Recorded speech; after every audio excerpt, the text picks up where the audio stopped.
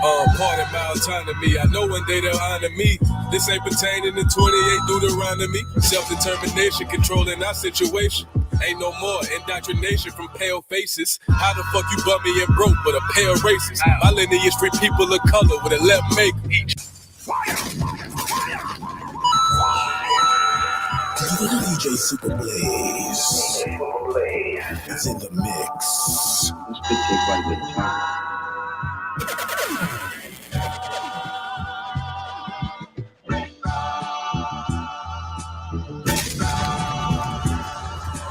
Part of my autonomy. I know one day they'll honor me. This ain't pertaining to 28 Deuteronomy. Self-determination, controlling our situation. Ain't no more indoctrination from pale faces. How the fuck you bummy and broke but a pale racist? My lineage free people of color with a left make each nigga. This right here Maroon, now it ain't burgundy. If you plotting murder, I'm certain that you'll need surgery. Hurt from when the burner squeeze. Protecting tribe business. Only consulting with governments tried to tribe with it. Please don't confuse us with those considered native. Semi-autonomy never was in our nature. Just address me as Estelusty. Wild Indian status and Cherokees riding Ruchis. In my war bonnet, if you want it, bring it to your region. And black forces the same color the European. Part of my autonomy. I know one day they'll honor me. This ain't pertaining to 28 Deuteronomy. Self-determination, controlling our situation. Ain't no more indoctrination from pale faces. Aborigines, which means what? Black folks. But you never find a white Aborigines. Aborigines are called natives. They're always dark-skinned people. You and I are Aborigines. But you don't like to be called an Aborigine. Yeah, rhyme so dope, my eyes low. When you move like God, the time slow. I came back for the blacks and John Doe's. Back over them land patties, let go of them town homes. What's a native to a native? Eat $5 dough if he not melanated. Pale faces got you waiting on a savior. Sending prayers up, he texting back on vacation. Yeah, God's children. Give all your praise to Jesus, but how God feeling? He say put no one before him in divine image. It's you with God or Christians. I got a vision, but niggas ain't gotta listen, so they don't. We came from the soil, wasn't fucking with no boats. Bible took our spirit, English potted on our homes. Tribal families turn on us, don't act like y'all don't know. But fuck them and they grudges. We was something turned to nothing. And now we let this turn to something. Reincarnation of ancients, fresh up out the oven. This the message to the black man. This the message to the black man. This the message to the black man. This the message to the black man. Fire!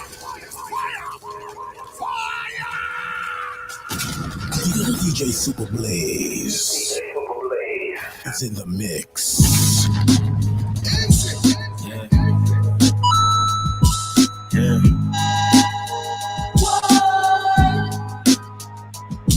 Yeah, rhyme so dope, my eyes low. When you move like God, the time slow. I came back for the blacks and John Doe's. Crack open them land patents, let go of them town homes. What's a native to a native? Eat $5 dough if he not melanated.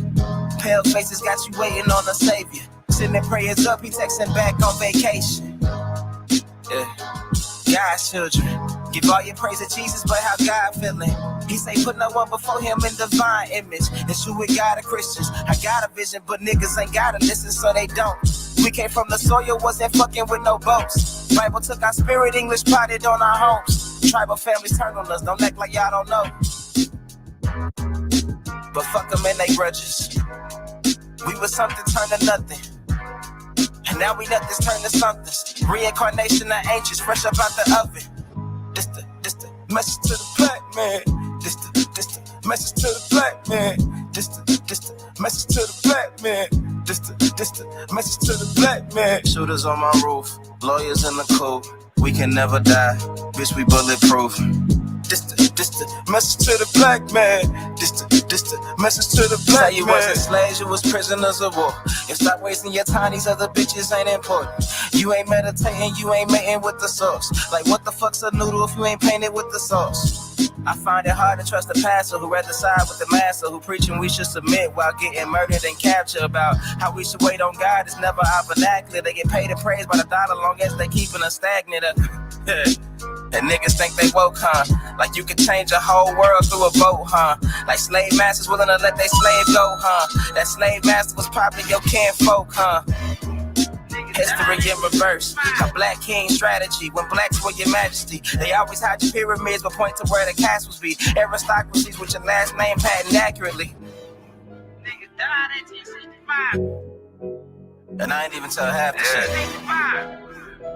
I ain't even tell a quarter of the shit. Hey man, all I'm saying is, I'm just getting started. nigga, you always got something to say. Y'all niggas rap about. It's like you don't shut up. All this weird shit. I'm trying to get my people ready. On the track. A lot of niggas died 1865. Took a marque flare, how I ain't gon' let it ride. Everybody hot and black was never on your side. They do maps to tell your apps where you sleep at night. They put that white man on. Got you begging them for answers like that white man know. Had you swearing you was African, that's that white man home. Had you proud to be a savage, that's that white man's zone. DJ Super Blaze is in the mix. Hey man, all I'm saying is, nigga, you always got something to say. It's like you don't shut up. On the track. A lot of niggas died 1865. Took a marque flare, how I ain't gon' let it ride. Everybody hot and black was never on your side. They do maps to tell your apps where you sleep at night. They put that white man on. Got you begging them for answers like that white man know. Had you swearing you was African, that's that white man home. Had you proud to be a savage, that's that white man's zone. And I ain't talking shit, this my definition. If being savage was our nation, y'all be non-existent. We done took your ass out when we was in them kitchens. Instead of showing you how to live and how to maintain business. White supremacy fake. Only way that shit real is if you do what they say. We the gods of the peace to the family. What up? You know what they made. Shout to Big Creek Money. What up? Sherry, what's going on? Shout to my bro Churl. I see you. What up? Love on purpose. Go down. It's Annette Marie. What up? I see y'all. What up? Much love, man. You know what it is, man. Campaign mix like no other. Nigga, with that bone here, go down. Every day my niggas dying, they don't know the truth. How the hell we up here vibing as usual. You know what it is. So how the hell you supposed to survive? We don't know the shoot. He should have died. Shout to the fam, man. Much love. I tried to tell them all skin ain't kin. Everybody ain't your partner, everybody ain't your friend. How the hell they supposed to help when they the ones that put you in? They don't struggle how we struggle. They can't get it how we live. Can't be scared to die when we already dead. Either way, your life is stake no matter how you play it. My higher self said we should choose remain godly. My lower want these motherfucking bodies. Infiltrate they circles like a motherfucking Audi. Take them to the south and put them down like OG Bobby. They don't want equality in this club, they want these problems. Killers right beside us, snap full of chicken models. Shoe song, move song, shoe song, move song. Put us in the same room, it gon' go down. Get a nigga with that bone here. No wonder why you don't get this. No, you ain't cross your T's and you ain't dot your I's. We got some unfinished business. Nickel. DJ Super Blaze. Got that boy Mike Ether on the track. Black Fez, let's go. Super Blaze. No wonder why you don't get this. No, you ain't cross your T's and you ain't dot your I's. We got some unfinished business. Nickel. No wonder why you don't get this. No, you ain't cross your T's and you ain't dot your I's. We got some unfinished business. Nickel. Now come, no wonder why you don't get this. No wonder why you don't get this. No wonder why you don't get this. No, you ain't cross your T's and you ain't dot your I's. We got some unfinished business.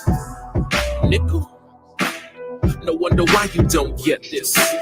No, you ain't cross your T's and you ain't dot your I's. We got some unfinished business. Nickel. Now come and take a look through my perspective. School of hard knocks and struggle, it was my elective. Shit was reckless, so I had to always cock the heckler. Put under pressure, so that's why the shells would get projected. My mind protected, I stay focused, boy, if you ain't noticed. When it come to my thoughts, I'm an S63, you just a lotus. Your brain small and compacted. That's why you contracted to a big-ass record label where the pay's lacking. But you ain't know that, too late to go back. I'm at the end of Roy G. Biv, where to go at. I paint the picture, you can keep the Kodak. My cherry hit a waist, I think it's time for me to go back. back to the realm, build it with supreme beings. Trying to build my mind to see what the Almighty seeing. Dark should come to light, so ain't no way that you can play us. I'm turning in my black fez for the Eurasians. Nigga, no wonder why you don't get this. No, you ain't cross your T's and you ain't got your eyes. We got some unfinished business. No wonder why you don't get this. No, you ain't cross your T's and you ain't got your eyes. We got some unfinished business. They try so hard to keep it blind, but thank God I can see the light. Wanna keep me in the dark, but now you can see me shining bright. Now come and take a look through my dimension. A young God, I just came down from my ascension. Protect the 12 tribes, guessing I'm just lost prevention. The type of things I'm seeing, guessing that I shouldn't mention. If I don't talk, then I be leaving you up in the dark. Hate shaking up and saying that they use the heart. I'm thinking, what's the motive? Killing parts of mankind. The type of shit that make me blow up like a landmine. So I collect my thoughts and build it with supreme beings. Trying to build my mind to see what the Almighty seeing. The dark should come to light, so ain't no way that you can play us. I'm turning in my black fez for the Ukrainians. The guy flows giving with such precision. Flow like a Maybach, that's what keep me driven. Roof partition, scribing to the cosmo, omnipotent vision. I'm everywhere, tell me what I'm really missing. Traveling man, jumping past fifth dimension. P now, too wide open to see religion. Resonating way too loud for me to listen. Is you listening? You know what it is, man. Through the campaign. Super Blaze. Everything is clear. Black Ether got a green. That's how I must party, man. Son, like no other. I mean, each and every Sunday, we do this. Let's go. Not like this, though. Yeah. The guy flows giving with such precision. Flow like a Maybach, that's what keep me driven. Roof partition, scribing to the cosmo, omnipotent vision. I'm everywhere, tell me what I'm really missing. Traveling man, jumping past fifth dimension. P now, too wide open to see religion. Resonating way too loud for me to listen. Is you listening? Merc Kush jumping out the gym like Blake Griffin. Have your mind somewhere in the ethers missing. I cook food for thought and they proceed to listen. Cause my flow's nourishment and my words are living. See my tongue way stronger than that gun you gripping. Cause a big bang like the birth of earth was given. I get missing through the instruments and melody. I don't make music, I compose sound therapy. I think I'm Nick Tesla, or Bob Marley. Master of ceremony, nigga, I'm God body. Cracking up a bottle open and I'm calling Baron. Osiris Green, Mozart beads got them knocks staring. I think I'm Jeff Fort. Noah Drew, painting pictures with these words, man, it's what I do. Shouts out the Thriller campaign, nigga, what it do? Keeping everything kosher, no Jew. How I ride on the day that Noah would die. I'm a rule back, we supposed to ride. How I ride on the day that Malcolm died. By any means, I'm living my life. Hey, since an adolescent, been getting it right. Cause the people who were pressing ain't caring for life. Had to make my own way from nickel and dime. Till a nigga graduated and got me a pound. Where I'm from, man, them boys ain't playing around. Hopping out ski masks, they laying it down. Just because you match your description. Even though we all know it's fiction. All they really want to do is convict them. Forge his name or make up a victim. When it's feeling like the world is against them. It's all good, nigga, galaxies with them. It's all good, the galaxy with them. It's all good, nigga, my yacht with them. DJ Super Blaze. Shouts out to my ancestors. Oh why, oh why, oh why.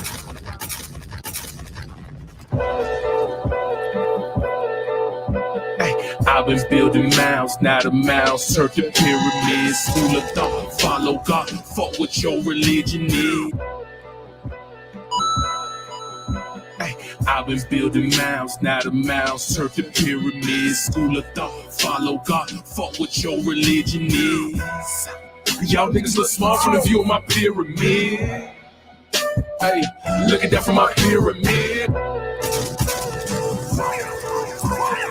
I've been building mounds, now the mounds turn to pyramids. School of thought, follow God, fuck what your religion is. Y'all niggas look small from the view of my pyramid. How's the view down there? Hey, look at that from my pyramid. I've been building mounds, now the mounds turn to pyramids. School of thought, follow God, fuck what your religion is. Y'all niggas look small from the view of my pyramid. Hey, look at that from my pyramid. School of thought, I was building mounds. All I did was dig. Now I'm building pyramids. Mama, look at what I did. Cut off the leash, took off the hook. The world brainwashed off of just one book. Same book till my mama turned her other cheek. Don't bring me no beats, that shit get cooked. Did my research, found out my worth. Shit, I own everything on earth. That's why the Elohim with the young God like me to cast off who rocks pussy out of the dirt. Master ceremony, listen what the God say. Manifest life off of what I say. Parasime D-I-A-Y-A. Pour up the liquor, then I say I shake. I've been building mounds, now the mounds turn to pyramids. School of thought, follow God, fuck what your religion is. Y'all niggas look small from the view of my pyramid. Hey, look at that from my pyramid. I've been building mounds, now the mounds turn to pyramids. School of thought, follow God, fuck what your religion is. Y'all niggas look small from the view of my pyramid. What they say? Hey. Swear we gon' die every day. They said Jesus gon' save us. Well, I know we die if we wait. I know we die if he can't. They tell us we black, but we ain't. Aboriginal, native, yeah, we gon' die every day. Cause we don't know where we came. DJ Super Blaze in the mix. Swear we gon' die every day. Swear we gon' die every day. They say Jesus gon' save us. Well, I know we die if we wait. I know we die if he can't. They tell us we black, but we ain't. Aboriginal, native, yeah, we gon' die every day. Cause we don't know where we came. We been here, lived here, open borders, got deported, fought for rights. Kidnapped, bitch slapped, blacked out, covered up, washed white. Drugged up, slugged up, beat bread, left for dead, fuck your life. It's all a plan, kill your man, take your land, slave your kids, rape your wife. Why y'all look so mad if all this shit I say is true? Why y'all look so mad if all this shit happened to you? White man quick to tell you, you was a slave, nothing before me. He himself only been free since 1840. Don't record it, I'm an ancient Egyptian from Atlantis, headed straight for Canada, that's Israel. Nothing fake about me, no capping, rapping, I just fed the ink and I'm digital. No caveman, I'm original. Kentucky fried, extra crispy, wear a lot of gold, cause my family history. I'm the guy to know, I bring death to history. Swear we gon' die every day. They said Jesus gon' save us. Well, I know we die if we wait. I know we die if he can't. They tell us we black, but we ain't. Aboriginal, native, yeah, we gon' die every day. Cause we don't know where we came. Swear we gon' die every day. They said Jesus gon' save us. Well, I know we die if we wait. I know we die if he can't. They tell us we black, but we ain't. Aboriginal, native, yeah, we gon' die every day. Cause we don't know, Feeling like Osiris. I don't need no driver's license. Just a beauty like a narcissus. Turn up. That the ride die still the show. Pull up. Run that back. DJ Super Blaze is in the mix. Make me another drink, you heard me? There you go. Feeling like Osiris. I don't need no driver's license. No. Just a beauty like a narcissus. Right, Jack, what up? That the ride die still the show. What is it? You know they tried to drown me and I'm a thief. But I'm alive, they can't bury me. Now I'm wealthy and scholarly. Come on. Walk on the sea like I'm JC. Now I'm doing bigger, better. I'm changing atmospheres. Take the meditation clears the mind. Keep it so clear. You let them use you, keep your weapon there. Celebration is the only way out, yeah. What do you say? You gotta be tired of dying and burying people out, yeah. I know I am. You know it's hard cause they shoot first. They pull up, yeah, they click clack, they do dirt. They go home, they no get back. But they can't bother me, nah. Cause I'm not property. This is essential.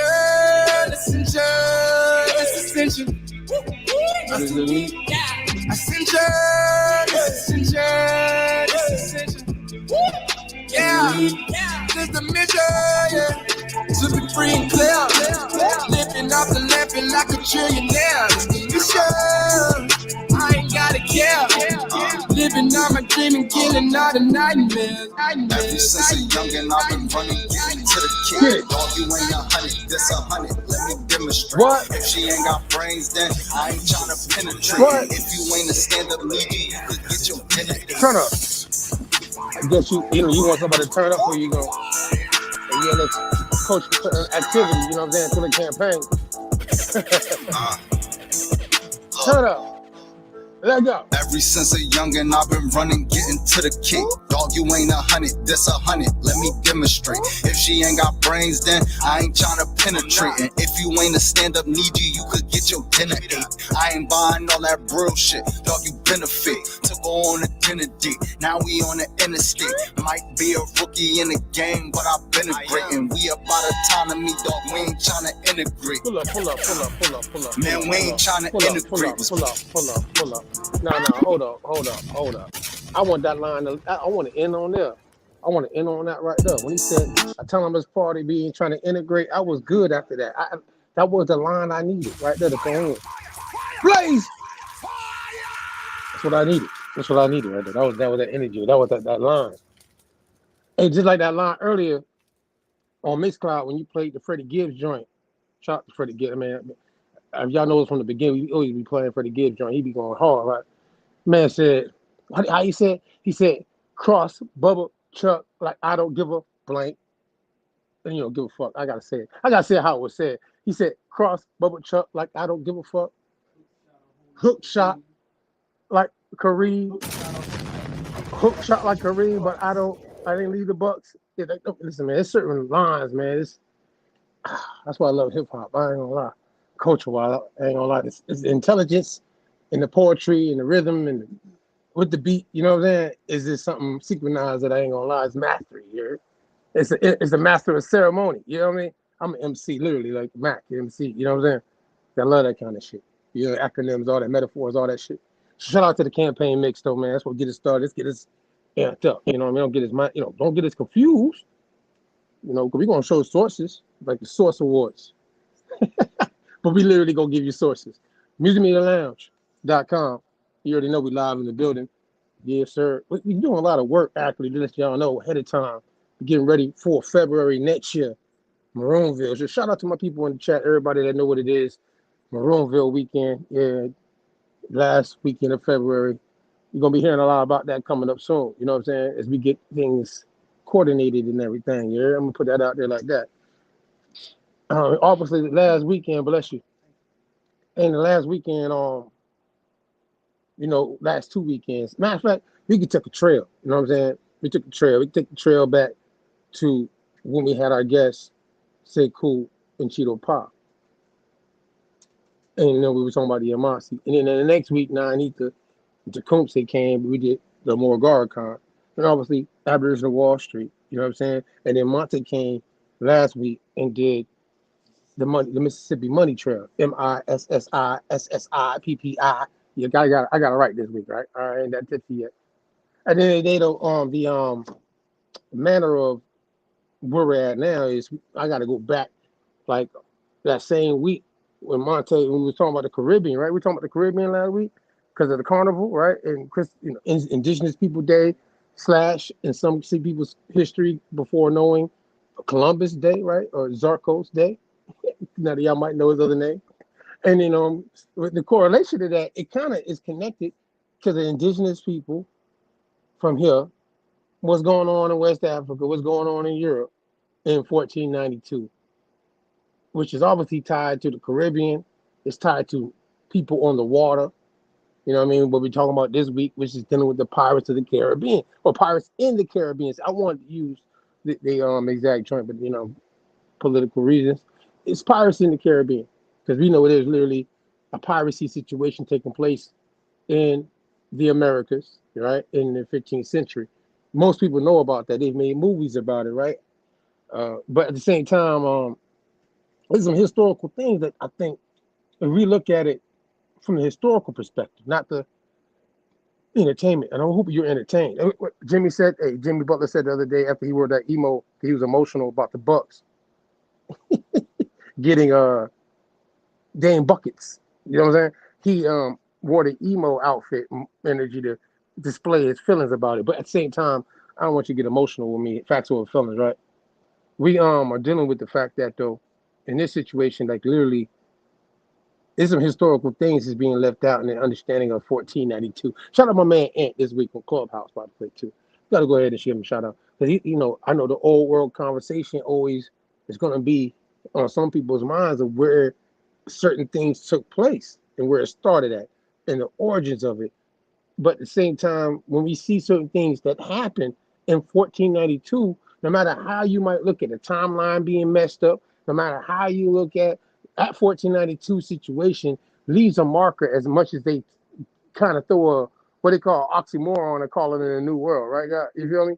Like it's supposed to be a new world, but at the same time in 1492, there's clearly things going on before it. So just like how people talk about the New Testament and the Old Testament religiously, right? However, this is the Pirates in the Caribbean. Obviously, we got our guest with us tonight, obviously part of the party, non-ether. You know what I'm saying? The ethers. I'm telling you, I come with the ethers. It's nothing but blue fire, blue flames. You heard me? Fahrenheit is at the upteenth degree. We in the ethers, literally. So, shout out to my people's ethers, all my ethers out there. Shout out to all my indigenous people out there. Shout out to my American Maroons out there. Shout out to all the Maroons out there, and obviously Aboriginal people. Shout out to Esalusti Amakario. Shout out to the Autonomous Party. Through the campaign, the heart's reality is live life autonomously. And with that being said, God, give me the clip. Pirates in the Caribbean. Let's get started. Shout out to everybody in that chat that's here live with us for this conversation, dialogue, and build. I got some things to tell you, show you. I'm going to show you, though. So bear with me. Walk with me, you heard? I ain't going to ask you to follow me. Walk with me on this one. You might, you got some candy, particularly like Halloween. The Jolly Rancher might be one of the favorite candies to use this Halloween season. Unlike the Curse of the Black Pearl, which used already existing historical replica ships, as well as prop ships built on top of barges. For Pirates of the Caribbean Dead Man's Chest, the production built 2 fully functioning ships, the Black Pearl and the Flying Dutchman, both of which were used for the subsequent movies. Did you know? Unlike the Curse of the Black Pearl, which used already existing historical replica ships, as well as prop ships built on top of barges. For Pirates of the Caribbean Dead Man's Chest, the production built 2 fully functioning ships, the Black Pearl and the Flying Dutchman, both of which were used for the subsequent movies. Did you know? Unlike the Curse of the Black Pearl, which used already existing historical replica ships, as well as prop ships built on top of barges. For Pirates of the Caribbean Dead Man's Chest, the production built 2 fully functioning ships, the Black Pearl and the Flying Dutchman, both of which were used for the subsequent movies. Did you know? Unlike the Curse of the Black Pearl, which used already existing historical replica ships, as well as prop ships built on top of barges. For Pirates of the Caribbean Dead Man's Chest, the production built 2 fully functioning ships, the Black Pearl and the Flying Dutchman, both of which were used for the subsequent movies. Did you know? Unlike the Curse of the Black Pearl, which used already existing historical replica ships, as well as prop ships built on top of barges. For Pirates of the Caribbean Dead Man's Chest, the production built 2 fully functioning ships, the Black Pearl and the Flying Dutchman, both of which were used for the subsequent movies. Did you know? Unlike the Curse of the Black Pearl, which used already existing historical replica ships, as well as prop ships built on top of barges. For Pirates of the Caribbean Dead Man's Chest, the production built 2 fully functioning ships, the Black Pearl and the Flying Dutchman, both of which were used for the subsequent movies. Yeah, I wanted to get that right, you know what I'm saying? Because I thought that was interesting about the whole Pirates in the Caribbean movie and certain real things they took from historical fact that what dealing with pirates in the Caribbean in the movies about, you know what I mean? And again, because they won't let me play clips, you know what I mean? I'm going to shout out to God Green, the program manager. He was like, Mac, you can't do that. I would got in trouble for clips. And I'm like, I ain't going to do it. So I'm all right then. That's why I got power. You know what I mean? Shout out to God Green because he was like, no, that's not going to work. Because I had some clips, y'all. Go, ooh. Let me tell you, I'm going to take off. They would have got clipped though. It would have been, hey, if I'd have get to play all my clips, you're lucky they messing with me because production-wise, my clips, oh, listen here. And you think it's something on my mouth, straight hair. I'm looking at myself. So many gray hairs coming through. Either way, though, yeah. Be in the mood. Shout out to 980. I think 980 just pulled up for this conversation. Shout out to him. Obviously, genealogy-wise and with history, you always find somebody tied to this piracy or anything we talk about in general when we got topics that we in. That's why I'm here for to add on to this so you can get some historical dig on some people. Interestingly, that we can tie to these timelines, you know what I'm saying, that people might be thinking are not right, so to speak, right? Or you might be right. It might not be right. So yeah, bro. Give me the. I got a quick little secret funny thing. This is because we historical people like this over here at the Thomas party. Give me that link real quick. There's 5 things I want you to know tied to a time frame of the Americas dealing with some Islamic folk, because they're kind of tied into. Obviously, you understand the history of West Africa in the 15th century, 1492 and before, dealing with a famous person that people talk about all the time coming out of West Africa. The most richest man in America coming out of West Africa. You know what I'm saying? Mansa Musa. Yeah. So Mansa Musa is the person that is always in folklore and mythology of said to be able to reach the Americas. And obviously because of the timeline, I had to bring him up tonight. I know it's the Pirates of the Caribbean. He's like, Matt, why are you bringing up this man and you're supposed to be talking about the Pirates of the Caribbean? Because of the fact before there was a slave trade, there was a trade system that I have to, because of I know in European history, even other groups of people might not want to talk about this history fact, or the fact that these groups of people who have not just Islamic, but Yahudi, some people say Jew roots, right? Speaking certain languages that we tie to Abrahamic, storylines, which will fit all 3 religions that we call today, that are the most popular in the world, right? So now when we look at this particular person I'm about to bring up, and last week, because it was Indigenous holiday, Columbus, it's obviously right here. It says, did a black Muslim king come to the Americas before Columbus? Because we were just talking about Columbus last week, and that his last name, remember, the Columbus ain't even his real name. Shout out to Kudimayo. He is Zarko. He's a dark-skinned person too, right? From what we are starting to dig up and understand about certain things in the narrative that's been told to us. But however the case might be, right? We're going to get to the fact that even if Columbus has a term, Zarko and other names, and Fernando, Zarko, etc., this particular person is now widely accepted that Christopher Columbus was not the first old world. She even said new world, said old world traveler to stumble upon the Americas. And several theories suggest he may have been preceded by Muslims.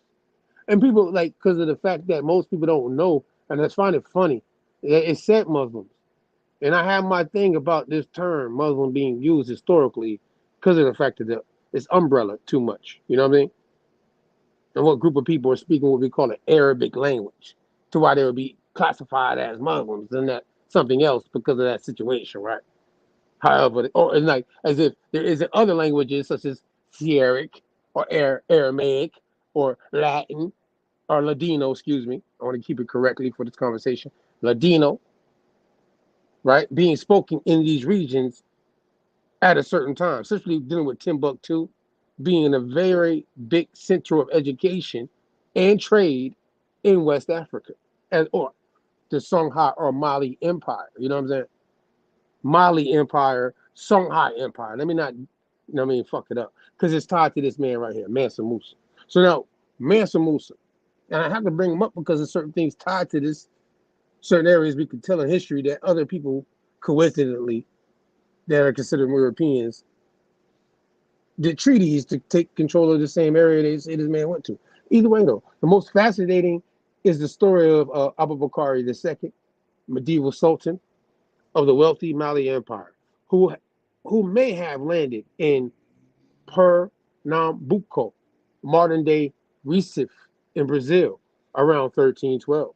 Abu Bakr II, gold-rich empire, was the wealthiest in his day, and he was influenced by Muslim scholars like Al-Idrisit, interesting, and Issakarti, and Abu Zaid, and Mosadi, and Al-Bufida, whose books, all in his libraries, claim the world was round. See, I wanted to bring that up. That was the, for the moment.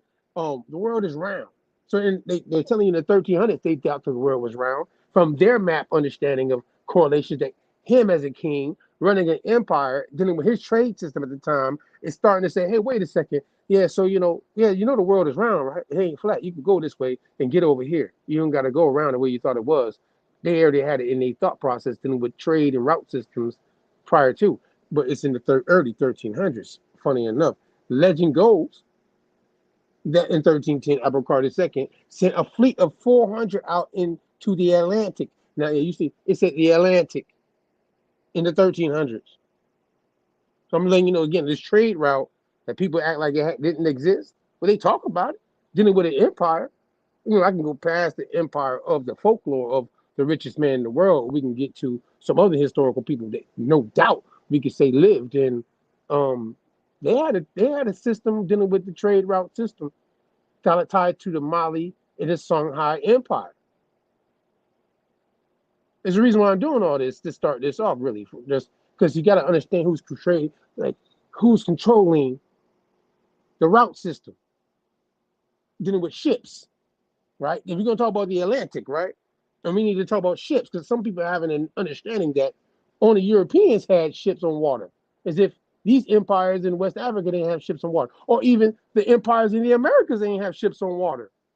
It's like as if only the Europeans, supposedly going into the 15th century, got ships on water, because you're hearing their storyline about where they're finding out about the world not being flat and that they can go around this way.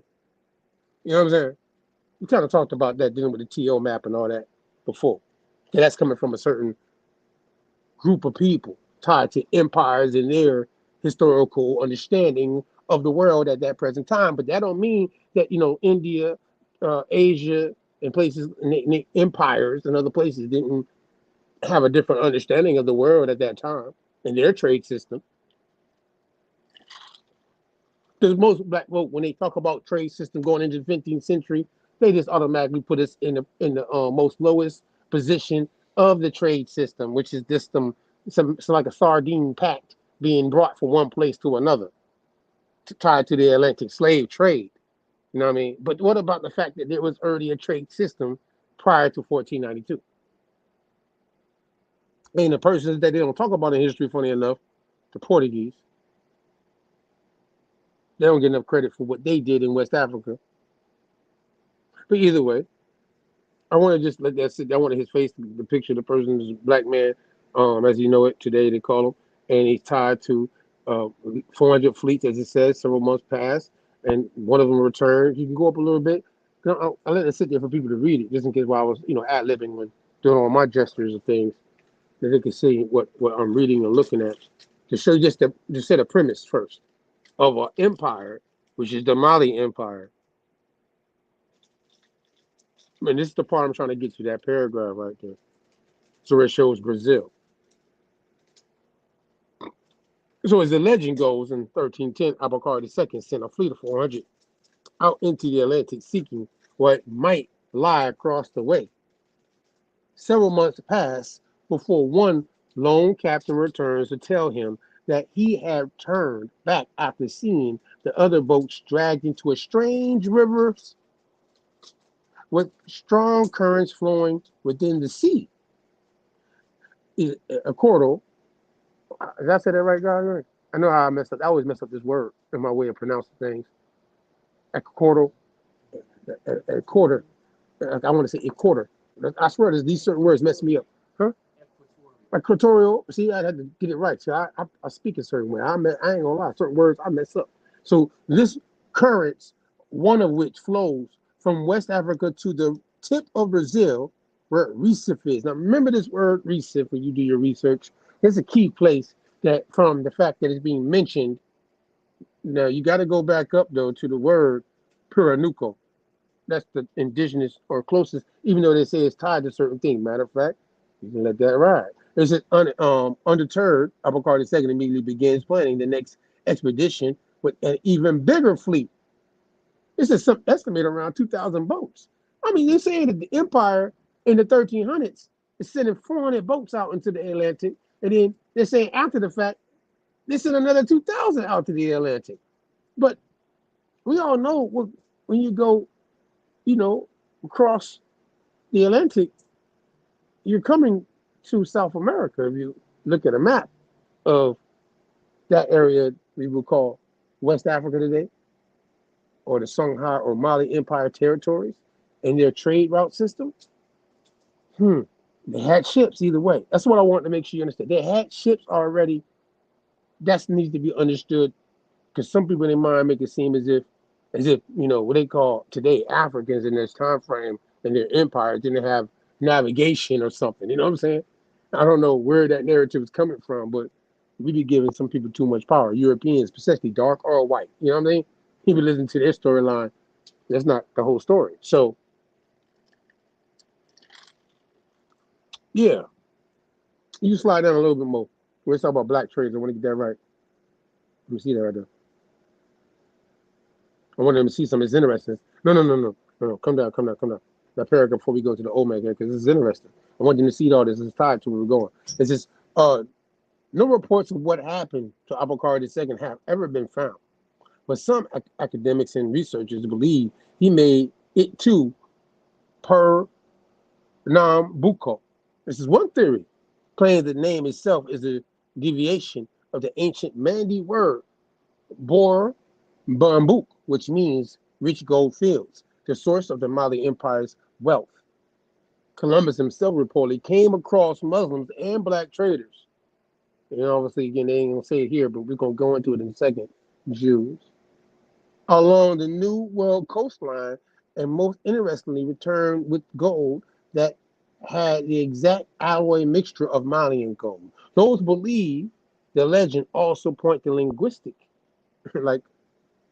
interpreter, archaeological and physical evidence. Most notably, the discovery of giant stone sculptures strewn across the Ladino America, which means before Ladino was even being used. It's called the areas of the empires that's over here, which would be the Aztec, the Mayan, and the Inca empires.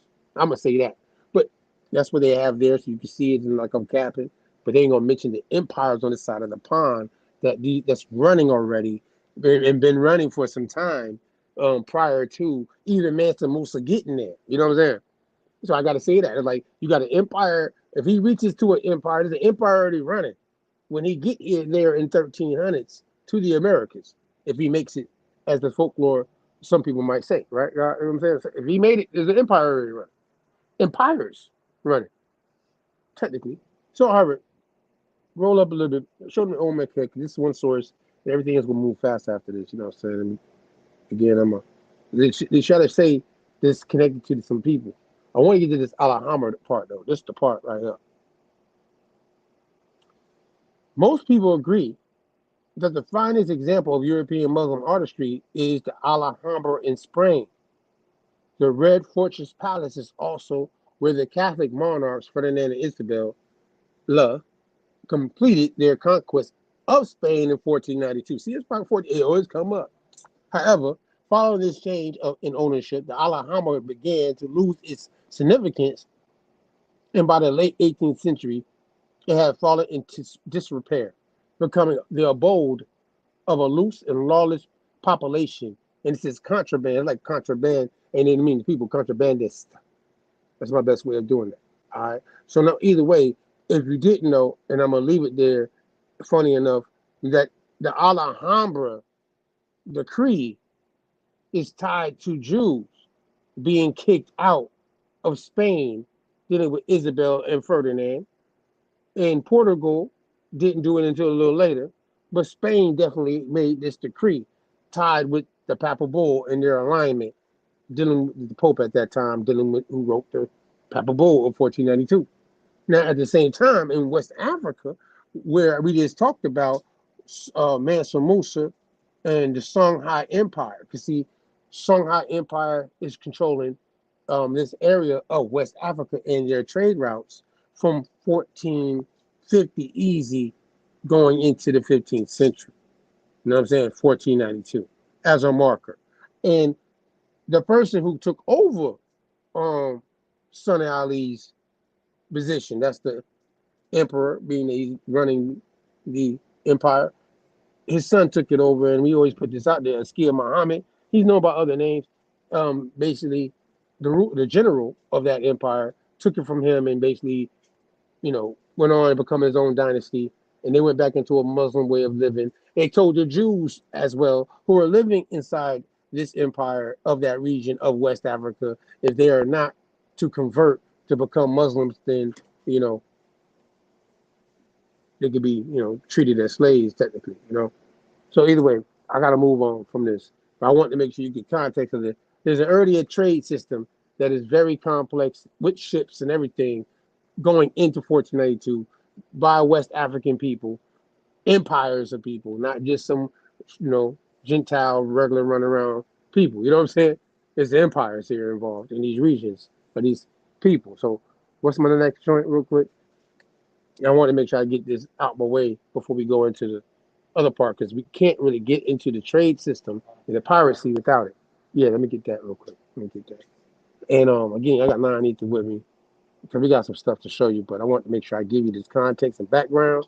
You know what I mean? Because where I was at, dealing with the Pirates of the Caribbean, I got some guests that we're gonna make this, you know, maybe a part 2 or 3, because some people that I know been talking about certain things in this particular time frame. You know what I mean?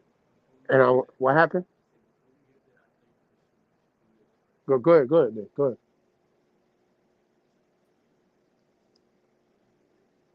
No pressure. So pirate, yeah, you're right. Gotta be on point with that. Just some people that's watching and never really even went into this historically like this, right? So pirate, can you make that bigger? I promise you, I'm getting glasses before the new year. All right. I see it coming. It's hitting that time.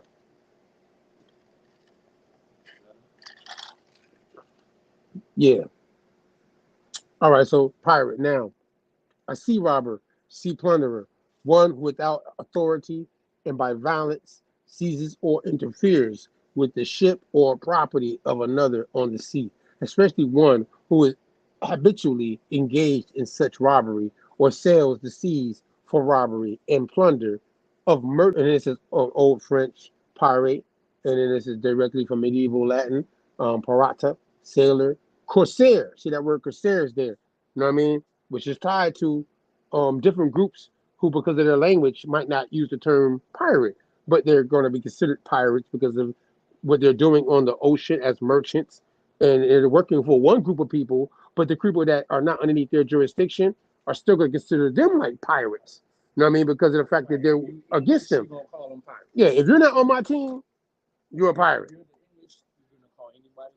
That's the English term. Anybody, right? Anybody that's getting any English, European groups of people are using the word pirate for any group of people who are not under their jurisdiction that's against them on the water. You know what I'm saying? Understand it like that, layman terms. You know what I mean? So you won't get confused. So there's many different terms that can be used. But either way, it's a lot of people that's not on the same team either, as you'll find out, dealing with pirates in the Caribbean. So yeah, other terms, brigand, pirate, literally one who attacks ships. I got my famous person for the night because he's tied to some things, you know, that I want to talk about. But either way, this first series of this conversation, the verb obviously should mean, you know, the action of pirating. You know what I'm saying? Running up on you. Yeah. Per individual as it assumes. You heard me? You know, but the Buccaneer. I don't get shout out to Tampa, right? It's the reason why they got the football team tied to the Buccaneers. You know what I mean? Because the Buccaneers are tied to a place that some pirates tied to the French, right? Was taking place at. And look, you see, Spanish and French, really, technically, they could be both. Gaul, because of Gaul. Really, you don't really know. You know what I'm saying? Really, we really don't know. Portuguese too. Buccaneers. A political rover of Spanish coast, 1680s early, one who roast meat. That's that pig. You hear me? That's that boar. You know what I'm saying? By the way, that they're roasted. Pirate and courier of wild meats. You know what I'm saying? When you talk about jerking some chicken, you know what I'm talking about? Yeah, that's what that is. A native grill. Look what it says. A user of bacon, a native grill for roasting meat. From the Tupi, muscun, rendered in Portuguese as the macun. Initial B and M are interchangeable. So you need to go cap and check etymology. However the case, yeah, the Buccaneers. Anybody else that's thrown in there? We can get that out the way. So everybody that's a pirate ain't listening to nothing dealing with no Catholic codes or any Abrahamic thought process of you telling them they can't eat pork. You heard? You know what I mean? The pirate don't give a damn what you telling him about what to eat and what to do. What do you think this is, nigga? I couldn't be a pirate. You telling me what to eat? Like I'm surviving out here on the ocean and shit. Got hitting ports and land masses with different groups of people. You know what I'm saying? You think I got time for you to tell me what you? That's what you think this is about? What I'm supposed to eat? That's the last thing in your mind you want to call me about today and say, well, Mac, you ain't supposed to be eating no bacon. You know what I'm saying? Shit. Either way, Corsairs, government sanctioned freebooter of the seas, 1540s, French. That's another term for a pirate. You know what I'm saying? The Italians even call them that. The medieval Latin got a term for it. Oh, look. Course a running, like a runaway, but on the ocean. You know what I'm saying? Yeah, we'll make sure you get all this real quick and fast and easy. Anything else got in that joint we need to show people that we gonna talk about? I think that's about it. Be good. I think be good. Oh, that's a light horseman. That's on the land though. That's on the land, so be good. I think that's the main terms we're gonna be probably showing, so we can let them slide on the rest. We can get to them in the next one. But I think Corsair, Buccaneer, pirate, privateer. You know what I'm saying? Privateer. You know what I'm saying? This is another. Yes. You got a private move here, but who you rocking against is still gonna treat you like a pirate. So that's what people need to understand. And when we synonyms and situations of these different colonies and who's doing what on the ocean, you know what I mean? For who? And who they can rock with contract wise, or who they also got to go against contract wise. You know what I mean? In jurisdictions of European, West African, and American trade systems, right? Going into the 15th century. So pirates in the Caribbean, funny enough, this is teach democracy, but what's the name of this website one more time, God? I think I want to make sure people know what this is right here. CRF, say it again. CRF-USA.org. Now, the BRA 18-1A, United States, and the Barbary Pirates. I wanted to put this out there because we went back to the future, took you to the 1300s, a certain thing we could tell you that we can another time go into. But now we get into it easily, because we're going to get into some other things. But I want to make sure I gave you this. This is when the United States began. This is now again. It says United States began. That's going to be after 1775, by the way. You know what I mean? Because the Barbary Pirates, if you go on your Google searches right now, live with me, it's going to take you back to a way further time frame of North Africa, Tripoli, and all them areas is on this map that these Barbary pirates are on the oceans of the Mediterranean, the Atlantic, up in that area. From then, you know what I mean? From that time frame, early in the game, like before 700 AD type shit. You know what I'm saying? But either way, though, this standpoint, though, either way, in the 1700s, the countries along the southern coastline of the Mediterranean Sea were called the Barbary States. They included Morocco, Algiers, Tunis, and Tripoli, named after the Berbers, one of North Africa's native peoples. The Barbary States were little, it had the word pirate in it. See that shit? I had to throw it in there because it had the word pirate in it. It's just little pirate kingdoms that plundered the merchant ships of many nations. All right? You see the regions they're telling you where they're coming from, right? They're pirates. And then it says the Barbary pirates were mostly Berbers, Arabs, and other Muslims, but some came from Christian Europe. The pirates used small, fast-moving vessels to capture trading ships and their cargoes. They held the crews and passengers for ransom or sold them as slaves. So when people talk about the slave trade, it's tied to pirates. A lot of that things that chartered organizations involved in what they're doing got nothing to do with the people. They ain't got nothing to do with them. Feel me? So what you doing on your contract over there, and you come across this water, is maritime law, ain't got nothing to do with what I'm doing over here with you. You heard me? Because now I can run up on you. You know what I'm saying? And that could be considered slavery because now your contract is void. You see me? On what where your cargo is supposed to go, especially if it's living cargo, right? However the case might be, the Barbary goes way back, just like that West African trade system of Songhai and Mali, right? They're not just starting themselves in the 1700s. That's causing United States, which I'm gonna read in a minute, some problems, right? No. Scroll up a little bit. You can make it a little bit bigger too, if you don't mind. You know, for my cataract, if you can make it a little bit bigger, you can help me out. Maybe some folk out there like me in this conversation, and Bill, we having or not. Oh, what happened? You don't move. Everything gone. You see me? Oh, okay, there. At the maximum, I can't do no. Ain't no pressure. Ain't no pressure. The big one get. I'm gonna work with it. All right. So each of the 4 states. Did I read that shit? I don't know. I'm right. All right. So each of the 4 Barbary states had its own ruler. He was usually a military strongman who had grabbed the throne by assassinating the ruler or murdering rival family members. In 1662, England made the first treaty with a Barbary ruler.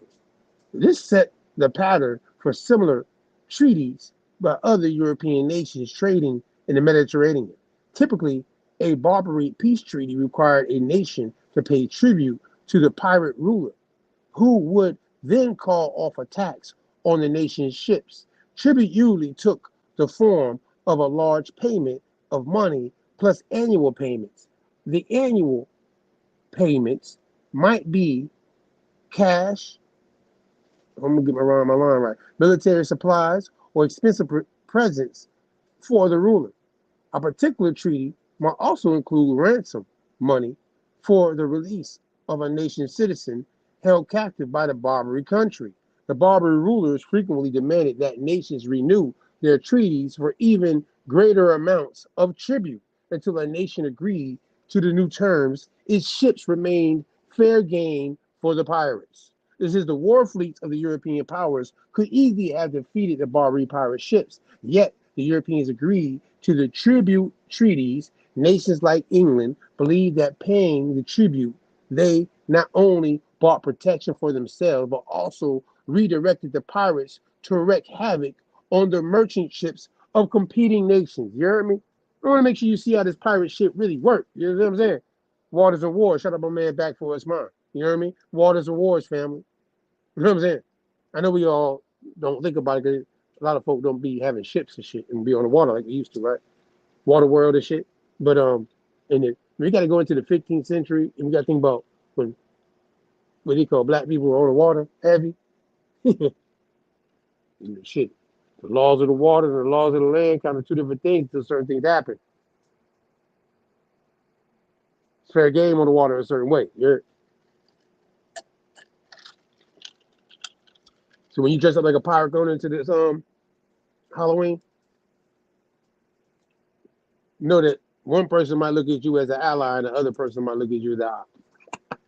Who are you pirating for? No, but either way though, still.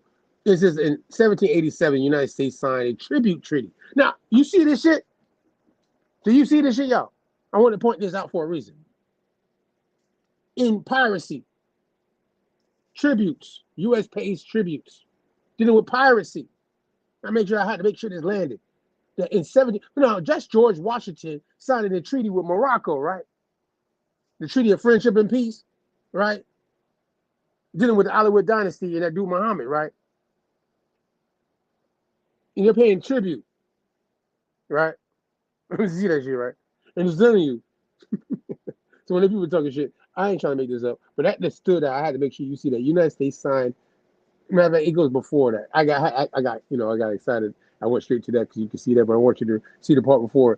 After finding American commerce in the Mediterranean had almost stopped due to the pirates, the Continental Congress agreed in 1784 to negotiate treaties with the 4 Barbary states. Congress appointed a special commission consisting of John Adams, Thomas Jefferson, and Benjamin Franklin to oversee the negotiations. The following year, Congress authorized a maximum of $80,000 to be spent on tribute treaties with all the Barbary states. You heard? All the Barbary states. And then in 1787, George Washington, the United States signed a tribute treaty with Morocco. This proved to be a reasonable treaty, costing the United States a one-time only tribute of $20,000, except for a few brief disagreements, Morocco never again harassed American shipping. You heard me? Harassed. So that means there people were running up on America too going into 1787, ain't it? Is that considered piracy, or is it, cause who controls the seas and the ports over there, huh? Who can, the Waters and Wars family? Shut up for my man Backwards, man. This is what this got to lay out. So now it's just Algiers, the most powerful.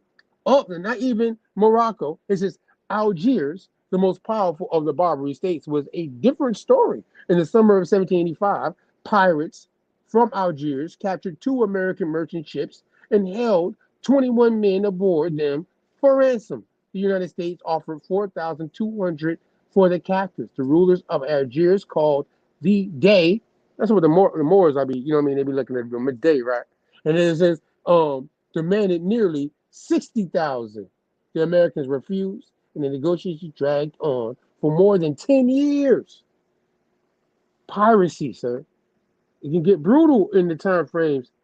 This is in the 1700s. This is after the United States is trying to, you know what I mean, become who they is. This is what they got to deal with on the seas. You know what I mean? Dealing with that's not Morocco's jurisdiction. Even though that's still North Africa, right? I mean, you can start talking about, it's the Moroccan Empire, but you know what I'm saying? Morocco and Algiers ain't seeing it that way. You see me? Want to make sure that's out there to see too. Clearly, when niggas be talking shit, I had to put that out there, like, because pirates will show you a different thing. The Barbary states of the same areas, Tunis and all them areas of North Africa, ain't all on the same jurisdiction situation. They all got their own lords and rulers, and they got their own merchants and different things. So when people be trying to mix up, okay, well, the Morocco and George Washington has some shit going on because our people were over here from that. That's not what the fuck that is. Because pirates will tell you something different. In the contracts of why they're paying these tribute treaties, that's one of them that was done in 1787, which has nothing to do with the treaties of the land of indigenous people, for the record, piracy-wise, in this time frame. Just make sure I put that out there. Or the pirates in the Caribbean and North America, because they is. Buccaneers were in Tampa, that's North America, St. Augustine, 1565. What I had next? 92. I see you up here, man. What you thinking about what I'm putting out here right now? Before we go into anything, is this 92? What you thoughts is on what this is, and what's being broken down? You lining it up, bro. You lining it up. Because I had to. Yeah, I hear you. I want to make sure this is laid out. You know what I mean? Because some people skip over this. They get into the fun part. You know what I mean? But this is what we need to understand with piracy and how this treaties and shit work dealing with the water time, not the land treaties, not the land treaties tied to the people of the land that dealing with foreign situations, but what are the people that are doing things on the water tied to certain situations, tied to groups of people that's already on the water from way before 1492 and how they're looking at things too. You see what I'm saying? Pirates in the Caribbean.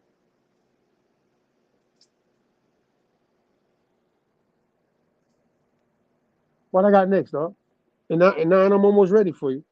See, it's almost 10 o'clock. I'm close to my timing right for this.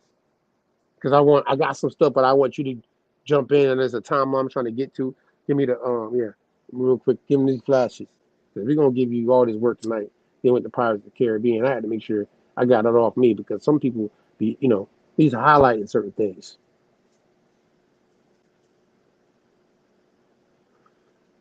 Who were the real Pirates of the Caribbean? People ask that question. Some people gonna dress up like pirates in a couple weeks for the Halloween time frame. A lot of people actually,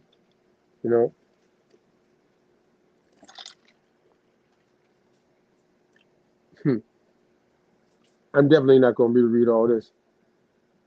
There you go. The real Pirates of the Caribbean in the 17th century, Buccaneers, we just showed you the definition, lived on the Caribbean island of Hispaniola and its tiny turtle-shaped neighbor, Tortuga. At first, they lived as hunters and shot wild pigs. See that word pig? And then with long barrel muskets. Their name came from the special wooden huts called bucans, where they smoked their meat. We just read that in the other joint. Later, the governors of the Caribbean islands, such as the Jamaica, paid the Buccaneers to attack Spanish treasure ships and ports. Some of the largest scale raids were led by the Welsh captain, Sir Henry Morgan, like Captain Morgan, right? Like the alcohol, If anybody like rum out there, you know what I'm talking about? This is later knighted. You see, Morgan became considered a knight to somebody. You feel me? Y'all know him as a Captain Morgan of a ship, and also considered a pirate to some groups of people, but he's also labeled a knight. And it also says, although raids began in this way, which official backing? Is it with official backing? Who chartered that? This is the Buccaneers gradually became more and more out of control, eventually attacking any ship they thought carried valuable cargo, whether it belonged to an enemy country or not. The Buccaneers had become true pirates. They weren't playing no games. You feel me? Since you brought up the book, I had to let that be. As Spanish settlers set up new towns on the Caribbean islands and the American mainland, these two came under pirate attacks. Buccaneers. They were like, everything ain't what you want to come out to see it as. You hear me? Had to go lucky niggas. I don't know why they want to do that. It's the religion. Kumbaya shit. This is as Spanish settlers. I said I was about to do a remix, like Blaze. I'm about to pull it back and say it again. Shit crazy. Gold and silver and slavery. I was from the 16th century. Large Spanish ships called galleons began to sail to Europe, loaded with precious cargo that pirates found impossible to resist. Many successful pirate attacks were made that galleons were forced to sail together in fleets with armed vessels for protection. Spain's European rivals, especially the French and British, spent the next few hundred years in various shifting alliances, and both would either rob the Spanish ships directly or issue warrants or letters of marque. That's like marquees, you heard me? To private ships, privateers, to do so without fear of being hung as pirates, unless, of course, they were caught by the Spanish. You hear me? I want to just show you how, either way, you feel me? All my scenarios are showing you how one side is not calling you a pirate, but the other side is. Huh? Everybody getting at the Spanish, bro. Ain't nobody liking the Spanish. The Portuguese is not rocking with them. French ain't rocking with them. You feel me? Spain is not the good guy in this situation, if you didn't know, in the time frame of the Caribbean and their territories that they call themselves claiming to be controlling, you know what I'm saying? After 1494. You see, I said 1492 earlier, right? Well, there's a treaty of Tordesillas, right? In 1494, tied to Portuguese and Spain in the New World scenario, who has what. But they try to only say Brazil is tied to, or Recife, Brazil. It's only tied to the Portuguese, who also, funny enough, again, I'm going to mention, is also the ones in that treaty of 1494 tied to West Africa. The Guinea, Negro de Guinea, Negro de Terra, that's tied to the Portuguese. And that's Brazil and West Africa. That's their treaty territory. The treaty is, you want to see it for yourself, who got it? That's sure you know what European situation is tied to what. And obviously, the Portuguese were there prior to 1492. They were there, early 1411, 90, would you say? The Portuguese are in West Africa around early 1400s, easy, as the first European country to go into West Africa. Actual. Yeah, that's facts. I bet money. So they're the first ones in there, not Spain. Portuguese are the first ones in West Africa. Spain ain't really going to West Africa like that, establish anything with the trade or anything like that. They just did a decree in 1492, technically, and also made a claim to the New World situation that was going on in their scenario underneath a papal bull and everything, that they're aligned with dealing with the Pope. They're more tied to Italy than more than anything else. And why they're able to do this too, being connected to some things that they ain't supposed to be in control of, right? Aligning themselves with the Roman Catholic situation. You know what I mean? So I want to make sure that's, you know what I mean, put out there. Yeah, pirates in the Caribbean. What is a pirate in the Caribbean? What is a privateer? Who's on what side? What set you claiming? You heard? You know what I'm talking about? Yeah, that has to be understood. You gotta understand that shit. You know what I'm saying? If you're not, you're gonna be thrown off in this conversation and dialogue and build. If you just lump everything together, you can't lump everything together. It ain't that way. Waters and wars, family. My man, I'm gonna have back involved in this series. Shout out to back. And obviously, I got Cheeto Paul. He's gonna be involved with this series too. But we got something to get covered to get this laid out first. You know what I mean? If we could do anything else. They had to make sure you understood this historical part of what side and who was doing what. Feel me? What we got going on? What's the next joint? 9. Are you ready? What's my next joint? Let me make sure we're on time. Oh, okay. I can show that, and then 9, I'm ready to let you take off. And then I'm gonna come back around and circle the wagon. Got one more joint I'm gonna show y'all real quick. Then with some, but they call this historical. I wouldn't be right as a Maroon, Indigenous, Aboriginal people to make sure you understand that it's black. 100% there's dark skin, a lot of dark skinned people involved with this term piracy. You know what I'm talking about? Why they got Martin Luther King in there though? I'm trying. Damn, they call him a pirate too. I mean, you know, he said he was exiled on his own land and shit, but I mean, why they got him in there? I know one though. I found that funny. It says some slave owners, some as well, you shall see, were Dutch and French. That's a fact. You know what I mean? Obviously, African American pirates is what they got in here. Funny enough. So you just think about how far we went back of dark skinned people that we tied to West African empires and trade systems. You know what I mean? Shit. You do your own mathematics on that. Slide up a little bit though. Literally took you back to the 1300s, right? Recife, Brazil. I wanted to show you some. Oh, we can't make this no bigger, right? I got you. So now, boom. The story of many black pirates was at many times also the story of slavery. So I want you to understand that slave trade is almost like very connected to piracy. You know what I mean? Slavery and piracy are connected. You know what I'm saying? So one group of people could be calling you a slave, but the next group of people you got a contract with. You know what I'm saying? So, but if you get caught by the group of people that's calling you a slave, then they're gonna treat you like slave. You know what I'm talking about? Like you know what I mean? What set you claim? You feel me? I'm good on this side, but when I cross over there and I go out there and try to go get something, and one of them niggas catch me, oh shit, I'm on enemy lines. You know what I'm saying? But either way, this indentured situation is tied. Contracts of chattel slavery is tied to pay piracy technically because their contracts are null and void of what an indentured servitude that's doing labor on behalf of their colony that actually is sending them out to do work on behalf of their colony is doing, and how their contracts are set out to do. You feel me? Yeah, you know what I mean? So when somebody intercepts your labor group coming into an area and they say, hey, no, we're grabbing you and we're going to take you over here and do something for us. You know what I'm saying? Shit, they might be in situations until somebody come and rescue. SOS, marooned, in situations tied to another group of people. Yeah, that's kind of how that worked. It's the story of many black pirates was, and many times, also the story of slavery. Since the first founding of colonies in the New World, European countries scrapped up their poor, or occasionally just their unlucky, and forcibly shipped them off to the New World colonies as indentured servants. You see how I say indentured servants? You see, they're showing you the link right there. I mean, the picture tied to servants and how they dealt with that in a chartered manner of things. Feel me? Make sure they showed you that. It says that the term of servitude, look what it says in parentheses. It says that the term of servitude, parentheses, is often 7 years. Outlasted life expectancy in the harsh new colony, sometimes as little as 2 years. Bothered the authorities not at all. You hear me? So in indentured servitude, you could think of being like a 7-year contract. You feel me? But again, if you get intercepted by the enemy, they don't give a damn about your contract.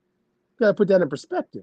Dealing with pirates in the New World, or what we call the Caribbean, and obviously the mainland of the Americas. You slide down a little bit more.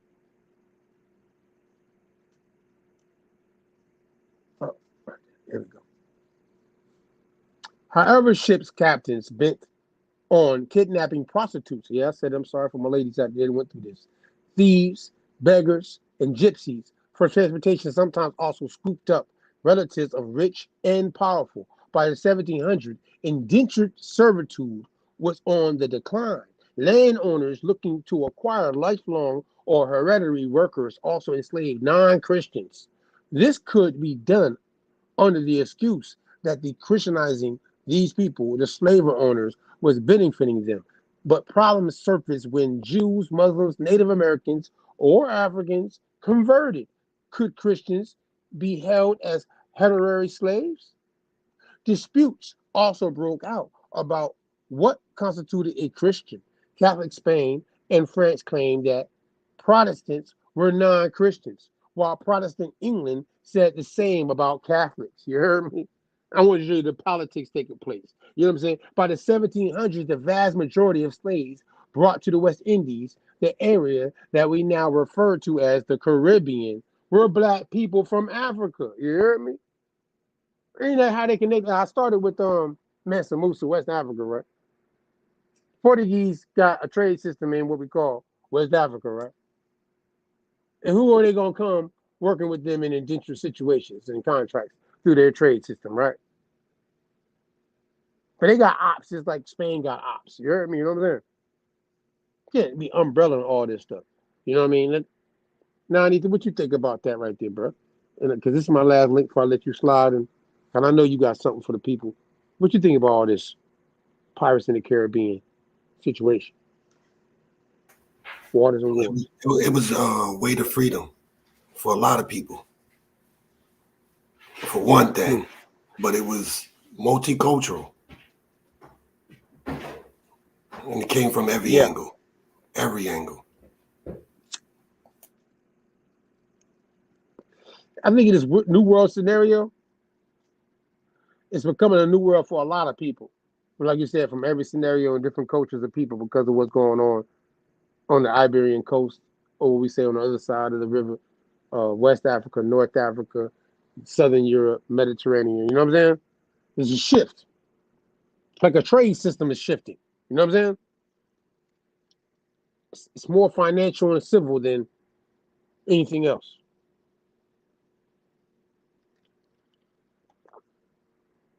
But that's what I want to show and leading up in my Pirates of the Caribbean.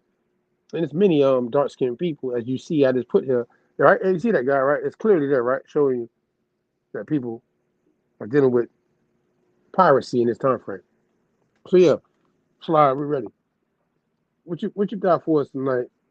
On Pirates in the Caribbean. I know you got something particular because I want to save my last part, but I want to make sure you get yours in because I know I had to get all that out first before we can even go into other stuff. So go ahead. What you got on it? Your mic. It's muted. Oh, I said I'm about to share my screen. Give me a second. Ain't no pressure.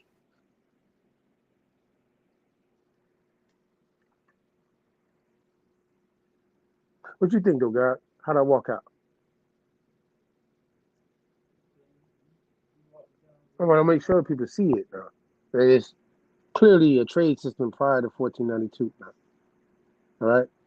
We'll make sure empires now, because people just dismiss empires and shit. So now I need to go take off.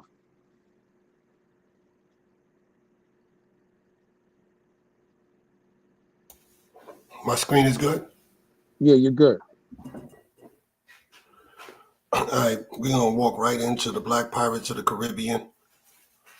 The association among Yucatec Spaniards of pirates with escaped slaves and other colored men was also stimulated by tales of one of the era's most notorious pirates, Diego el Mulato. Last name is Martin. Indeed, the name inspired such fear and loathing that it was applied by at least 3 colored sea bandits, one of whom had been born in the Yucatan. The first Diego el Mulato Martin, a former slave in Havana, terrorized the Gulf of Mexico in the 1630s until desperately Spanish officials offered him a royal commission as a way of redirecting his energies against Spain's enemies. The second Diego de los Reyes, a.k.a. Diego el Mulato, Lucifer, rampaged. Lucifer used to deal with Drake. He rampaged the Yucatec coast in 1642, sacking both Bacala. How you say that? Bacala. Something like that. Bacala, and Capaci. Where was that? Inspiring a royal edict in 1643 to order every possible remedy to be taken to capture the mulatto pirate. The third Diego, El Mulatto Grillo, also former Havana slave, harried Spanish ships from the base of Tortuga, which you spoke about earlier, before being captured and executed in 1673. Before a colony had ever been founded in the Yucatan, there were enslaved black, free black, and free colored sailors on Spanish ships crossing the Atlantic and developing new routes of conquest and trade in the Americas. Mulattoes also appeared prominently in the sources that's mentioned as stowaways, sometimes as prostitutes, others as concubines, lovers, or even wives without license to be on board. An unknown number of Afro-Yucatanians or Yucatans, therefore particularly Capaci, but to a lesser extent in Sicily too, would have spent time on these ships at sea as sea builders or dock workers or sailors. Raindrops just mean stowaways, most free, but some were slaves whose wages were passed to their owners. A free black slave with a skill as carpentry or caulking could earn 2 or 3 times more in the shipyards than he can as a seaman. We're going to go down to Diego El Mulatto Martin. Now, this Diego, he was born in 1610. He's the one that was killed at 1673. So he was 1667 or 76. He was 50 plus. Diego Mulatto is his name taken or given to several pirates who were amongst the most notorious of the Caribbean during the 1600s. History does its best to hide these characters upon a sea of tales. El Mulatto, a usual description for black pirates of the time, was a term used by the Spanish and feared by many. Diego El Mulatto Martin youth is not recorded, but it is said that he was born around 1610 in Havana, Cuba, to a native Negro woman who worked on the mountains. Diego was said to get enslaved around the years 12 years old and escaped from Havana in 1629 and became a pirate.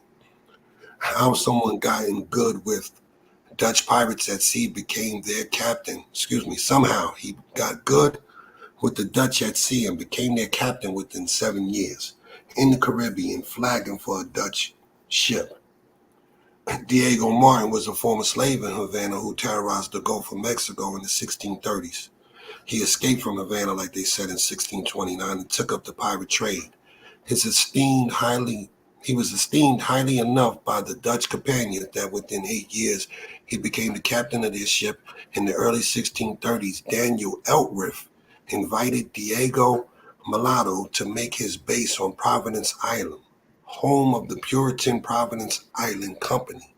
Now, this dude, Daniel Eltreff, is the one dude that came up to Virginia in 1619 with John Jope. John Jope was a pirate for the Dutch. He was a pirate for the Dutch, and he went under letters of marque of the Prince of Orange. He was piloting the White Lion. Daniel Eltreff, right here, that's invited Diego, this mulatto black pirate on Cuba soil, knows the history of Diego. So I'm just trying to paint the picture that people need to understand at this time. As Diego's out here, he's dealing with Eltreff. Eltreff's 10 years prior to 1629, he's one of 2 ships. He's piloting the Treasurer, which is an English ship. So you got an English ship, the Treasurer, dealing with a Dutch ship. The English ship got letters of marque from the Earls of, I forgot which Earl, one of the Earls over there, Sir Robert somebody. And now on this side, they got letters of marque, which just means letters to navigate the sea and wage war at the same time with any enemy of their alliance, so to speak. So Daniel Eltreff, He's piloting the treasurer. That's not the one that gave the 20-some Negroes.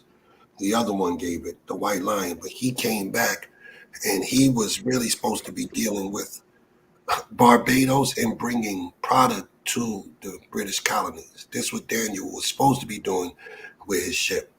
Daniel Elriff invited Diego El Mulato to make base on Providence Island, home to the Puritan Providence Island Company. A force of 10 to 11 ships and 2 sloops under Dutch pirate Cornelius Joe and Diego L. Martin attacked Campeche on 11 August 1633. The total force was 500 men.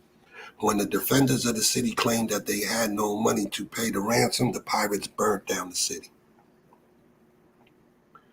Now, this is from a survey done. This was done by a priest, and it was given out by Thomas Gage, published in 1648. That's just speaking about Diego's cruise. It says Diego's crew was prominently Dutch, but doubtless included usual mix of English, French, Portuguese, African, mulattoes, mestizos, and Native Americans. Yet they took his orders from him were proud to serve under him. Pirates had an often hypocritical way of looking at race. They accepted some Africans in their crew, for example, yet sell other Africans as slaves. But above all, they valued the courage and ability that led to the plunder. And Diego now knew how to lead his crew there. So this is from a priest who actually got his ship got taken by Diego's, and they're going to explain that later. 2 famous ships to look at is the White Lion that flew a Dutch flag under the marquise of Prince of Orange, whose captain is the famous John Jope, and had the 20 or so odd Negroes who were snatched from a Spanish vessel, i.e. the 1619 project. Jope teamed up with Daniel Elriff, or our second ship, the Treasurer, which flew a English flag funded by the Earl of Warwick, Sir Robert Rich. This pirate team attacked the Spanish vessel named San Juan Batista that was headed to Veracruz, with merchants, servants, slaves aboard, totaling 290 people. They split the booty and took human cats to sell in the indentured markets of the struggling colonies for a quick coin. Job sold his catch at the Virginia Company, while Elfrid and the treasurer dumped his catch in the Caribbean. Elfrid would later make friends with the black pirate Diego Martin, and the two would team up to sack Havana's mining colony.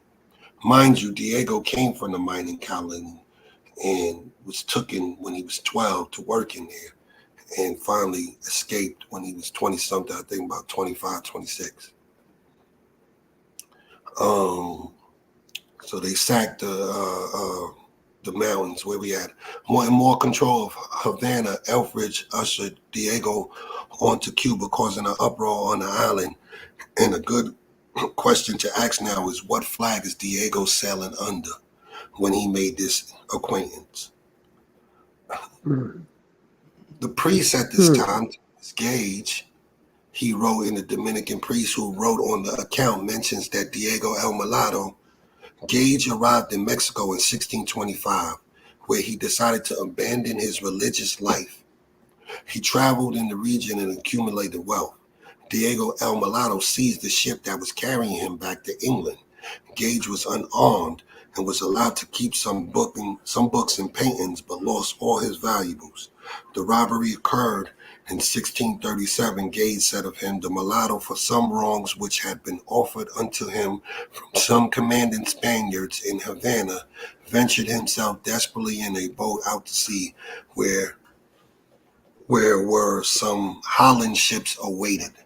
Basically saying the Dutch Holland ships grabbed him up and made it. He's speaking of the robbery, though. He says Gage goes on to recount how Diego robbed 7,000 pieces of 8 worth of money and goods from something like 350,000 today, which was a small fortune he had amassed during all of his 10 years spent working for the Spanish and the Dominican priests in Mexico.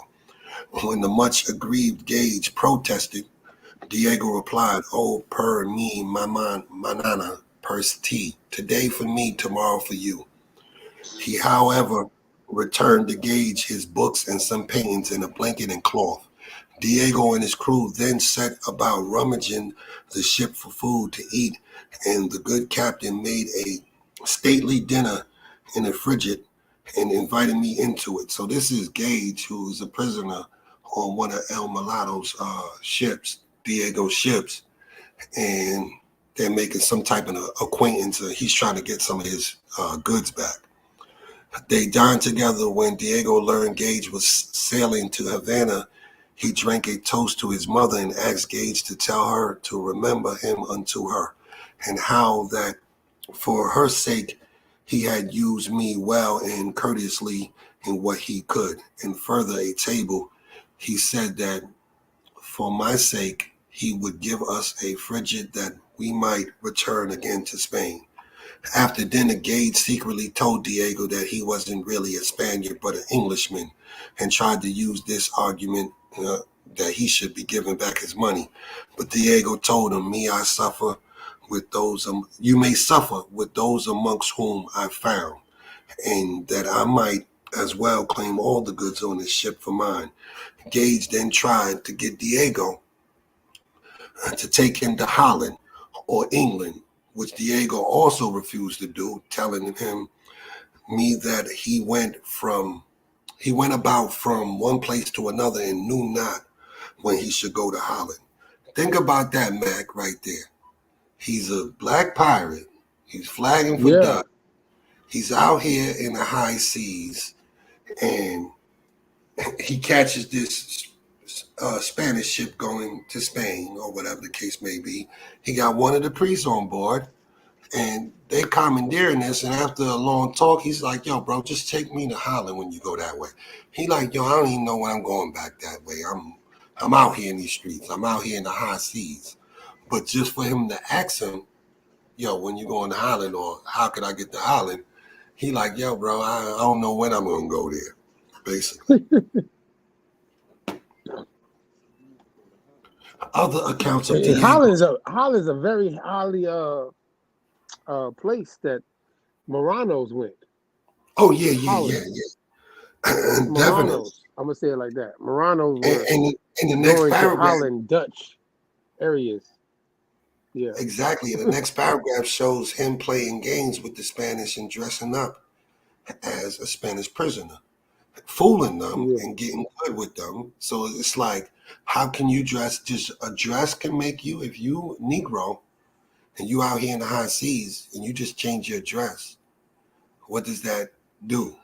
How could it you allows trick you to someone? come in a different way, because now you're being looked at as if you might not be civilized underneath certain religious situations that's taking place at that time. Because it might be a better position for you to come in as an African out of West Africa that's considered a Gentile and just a laborer, then you come into America and try to say that you're a Jew or a Muslim through these trading ports at these times. You know what I mean? It might be easier to move just cryptically based off what's going on at this time in a certain way, you know what I mean, than to try to cross certain places openly telling people who you're connected to, who you're related to, dealing with economics, financial migrations, and other things, you know what I mean, on a level of trade on water and shit. Because some people might not let you get off that boat. Matter of fact, you get on that boat, you might get taken somewhere else when they find out who you is. You know what I mean? Facts. Yeah. Other accounts of Diego's personality mention him playing the guitar to entertain his crew, as well as curious sense of humor and inclination to trickery. When sailing with the Dutch privateer Adrian Class, Diego dressed up as a Spaniard prisoner and then struck up a conversation with one of Class's prisoners, the captain of a recent captured Spanish ship. Only later did he reveal who he was. This ruse was also may have been done to declare that he was finally ready to switch his allegiance and serve Spain. So in this instance, he's on a ship with Adrian Class doing his thing, probably just ganging up, and he playing the game on the shipmates and everybody there. by just changing dress from whatever he's known to wear as a pirate into a Spaniard prisoner and talking to one of the Spanish captains to get more info. You know that part where it says the edict, right? It was about the early 1640s. The Spanish had issued a royal edict that every possible remedy be taken to capture the Mulato pirate. And in 1641, Diego sacked more towns on the coast of Honduras. And in 1642, he sacked the Campeche. For the second time, it is unknown whether he finally got his revenge on Domingo Rodriguez Calvo in 1643. He sacked another town on the coast of Honduras and joined forces with the English Buccaneers, William Jackson. You know what I'm talking about? Yeah. You see, now these names and Buccaneers, as we showed the definition, that's why we did it earlier. See, so when they hear us reading this shit right now, they can put in perspective in their mind, swarthy, dark skin, mulatto, and what we know, Jack Forbes, shout out to him, of what he's saying, which would befit the same time frame of, let's say, early 1600s, of what the dictionaries are stating what a mulatto is in the 1560s, going into 1600s, when they did dictionaries. They're telling us that a native and a blackamoor, also a Negro, is this combination of mulatto. You know what I mean? Ain't it something? I mean, that's what they're saying in the 1600s in Americas, in the New World, of these groups that be tied to piracy. I mean, you see, I see you got Panama there. Dude, hold on, wait a second. What's my next link? I might have something real quick. You might have to hold on real quick. Nah, what's the next link I got? Just real quick. Got a green, just in case. Wait a second. See this time frame? I knew you was gonna do it like this, Nah. I knew you was gonna do it like this. So I had a couple hours. Huh? What's this thing? All right, look. Wait a second. Can we pause for a second now? Can you hold your page right there? All right, hold on. Pull up this joint real quick. Why? Keep it on that right where you at right there. Okay? Keep it right there. Buccaneers, William Jackson. You know, that sound like a nigga to me. I know niggas with Jackson. Some other niggas with William too. Matter of fact, my nephew, he a William. Shut up, my nephew. At the end of the day, you know, financing the Luso-Atlantic slave trade, 1500 to 1840. You see the time frame range, right? I wanted to do that Luso out there. That's the Luso.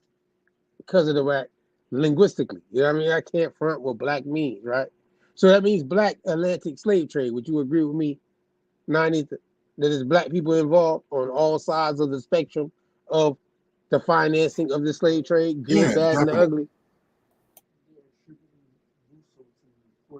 Portuguese, though, has to be tied to this too. When I say Luso later on, when I say Lusti, but the word Luso is tied to the Portuguese. Am I right about that too? Make sure we all on the same page. Definitely. We're gonna say it right underneath there. Slide down. We're gonna let them read it because we want you to know loose. When they say, see, because they call it a slave. Look how they took Luso out and put slave. I like the slave trade, right? See how they call it a slave trade. But before it was Luso-Atlantic trade. I mean, it was just that's who was involved in it, or as far as the Europeans go, right? Because Luso was tied to the Portuguese. Between 1500 and 1840, ships under Portuguese colors embarked more than 5 million enslaved men, women, and children from the coast of Africa. As despite its position as the permanent slave trading empire in the Atlantic world, no studies have systematically traced the evolution in maritime investment practices in Portugal and in its American colonies, which propelled the massive forced transportation of captive Africans. Beginning with Portuguese merchants, earlier forays into Atlantic trade on the West African island of Cabo Verde. In the 15th century, maritime cargo were collectively owned through the distribution of small shares, drawing on medieval Mediterranean precedents.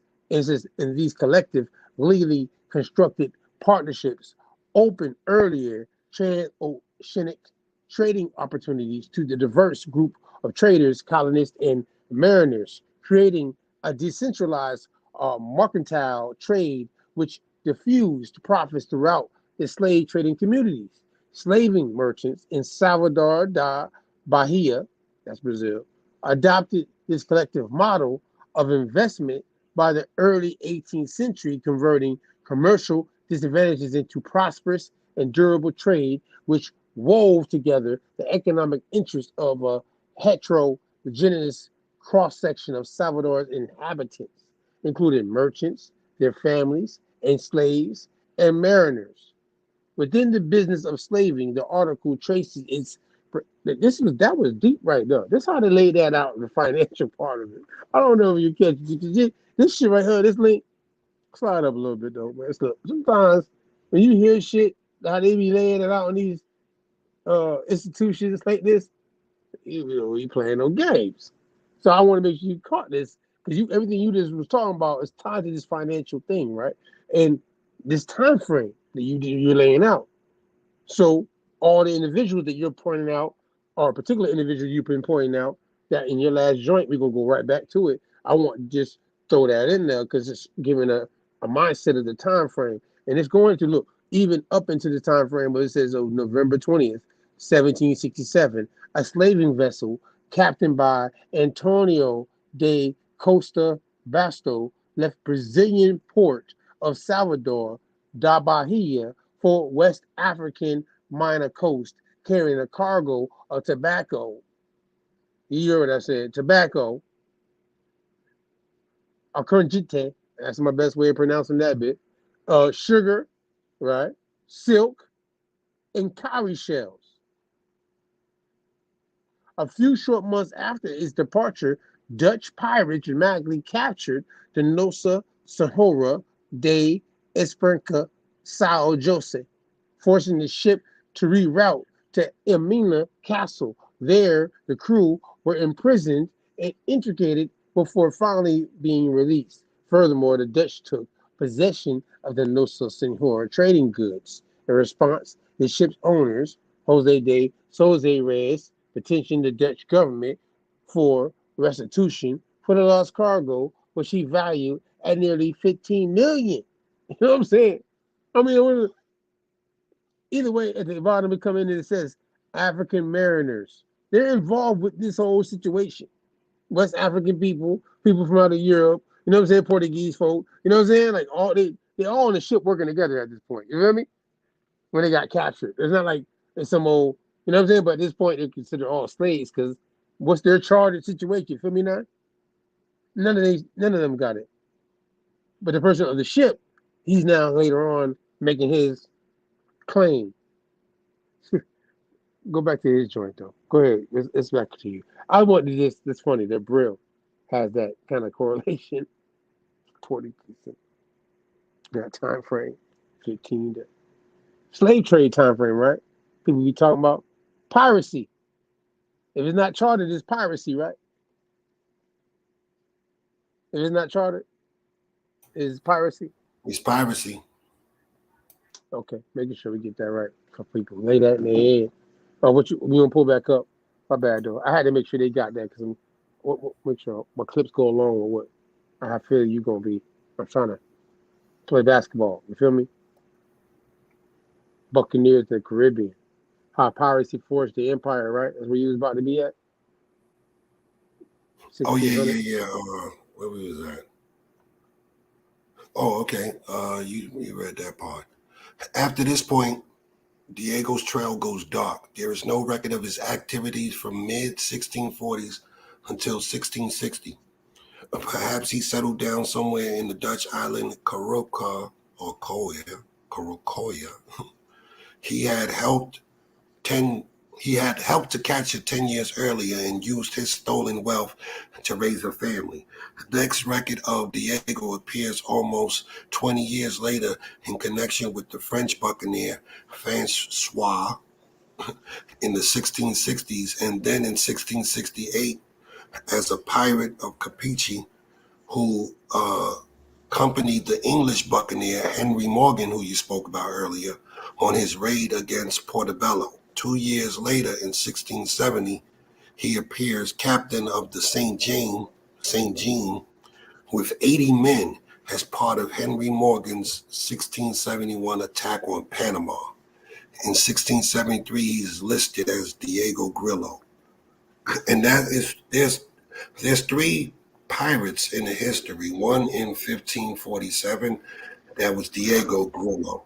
I think Diego Martin was just taking that Grillo last name to play games because he's just extending the pirate legend of someone that came before him. But they also attached the Grillo name to Martin, like they just did here. Basically saying later on in his life, he showed up as Grillo. This long gap between Diego's appearance from the record and then reemergence has led some to speculate that this was a different mulatto pirate.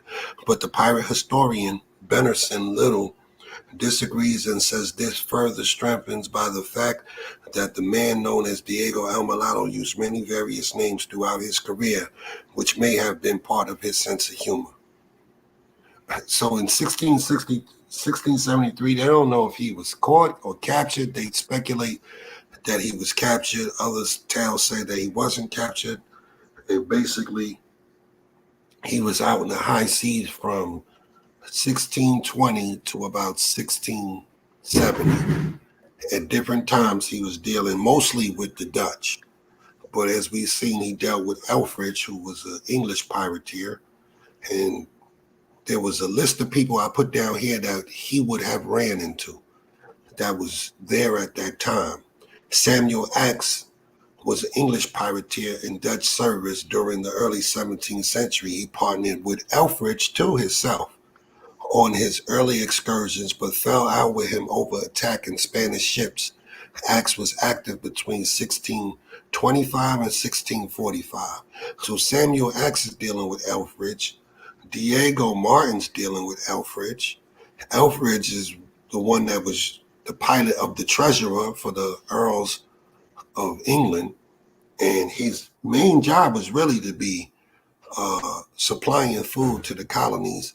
And in fact, in 2 different colonies, Elfridge, if you check on him, he's known for introducing the black ship rat to those colonies. So he introduced that to the Virginia colony when he was dropping off some goods, and he introduced that to the Barbados colony.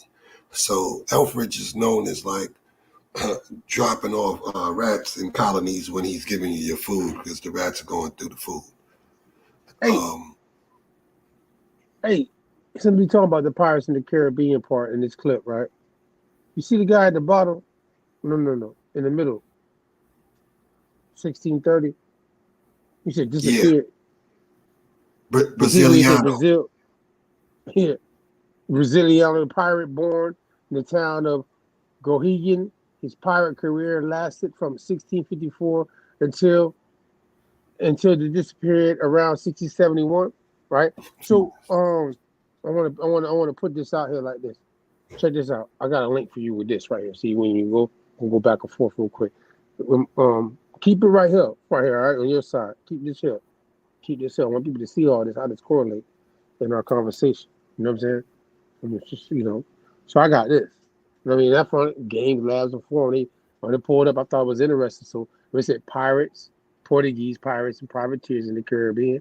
And this is the pirates and anti-Spanish Portuguese corsairs established in Jamaica, an important base to attack Spanish ships that came from the Indies and facilitate their conquest by the English. Spanish occupation, see, look at the time frame again, 1580 to 1640. At the end of the century, when Portugal was occupied by Spain, many Portuguese allied themselves with privateers and pirates of other nations to fight the Spaniards. The reports are striking in their action, including how pirates and corsairs led them to the center of the Spanish Empire. Their experience and knowledge of the seas was decisive for success of the English, Dutch, and French expeditions. In 1591, one Portuguese was in a small fleet of British corsairs in the Caribbean, and later sought to elude a Spanish galleys off Cuba on the nationality of the ship on which he was following. At the end of the year, another Portuguese pilot embarked at the port of Santos, led the expedition of Thomas Cavendish in an attempt to cross the Strait of Magellan. This is in 1593. The Spaniards claimed that a Portuguese served as a guide to privateer John Burr in the Caribbean, who ended in sacking the Margarita. Ooh, you know how they say Margarita. You know, I drink margaritas. Margarita Island. And it says that year, the Portuguese pilot Diego Perez leads James Langton in another raid to the Spaniards in the Caribbean. In the previous year, he gave false information to the Spanish governor of Santo Domingo on the movements of Francis Drake and the Count of Cumberland in order to facilitate their plunder. In Holland, you brought up Holland, right? Where a large colony of Portuguese existed, many of them dedicated themselves to piracy and privateering against the Spaniards. Among them are Simon of Cordes and his brother Baltazar de Cordes, two Portuguese or their descendants who were the first Dutch corsairs, 1598 to 1600. They were famous for the looting and massacres they did in Spanish colonial of Chile, that's South America. Based in Jamaica, Don Moses Cohen Enriquez in 1628, allied with the Dutch Admiral Piet Hein, attacked systematically the ships that from Cuba were going to Cadiz. See, look, I got some shit here, you know what I mean, with this here. You see this not? I had to put this shit in because when you read about them, I'm like, hold up. You see this all happening in the same time frame, right? Am I on point? Am I tripping? Nah, you on point.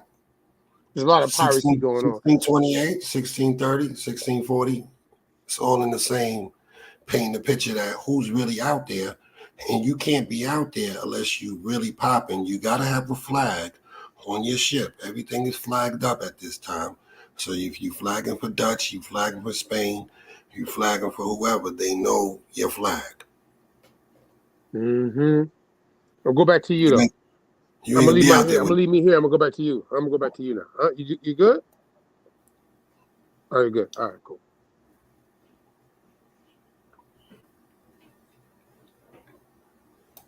It's on screen again. That dude right there. See that dude right there?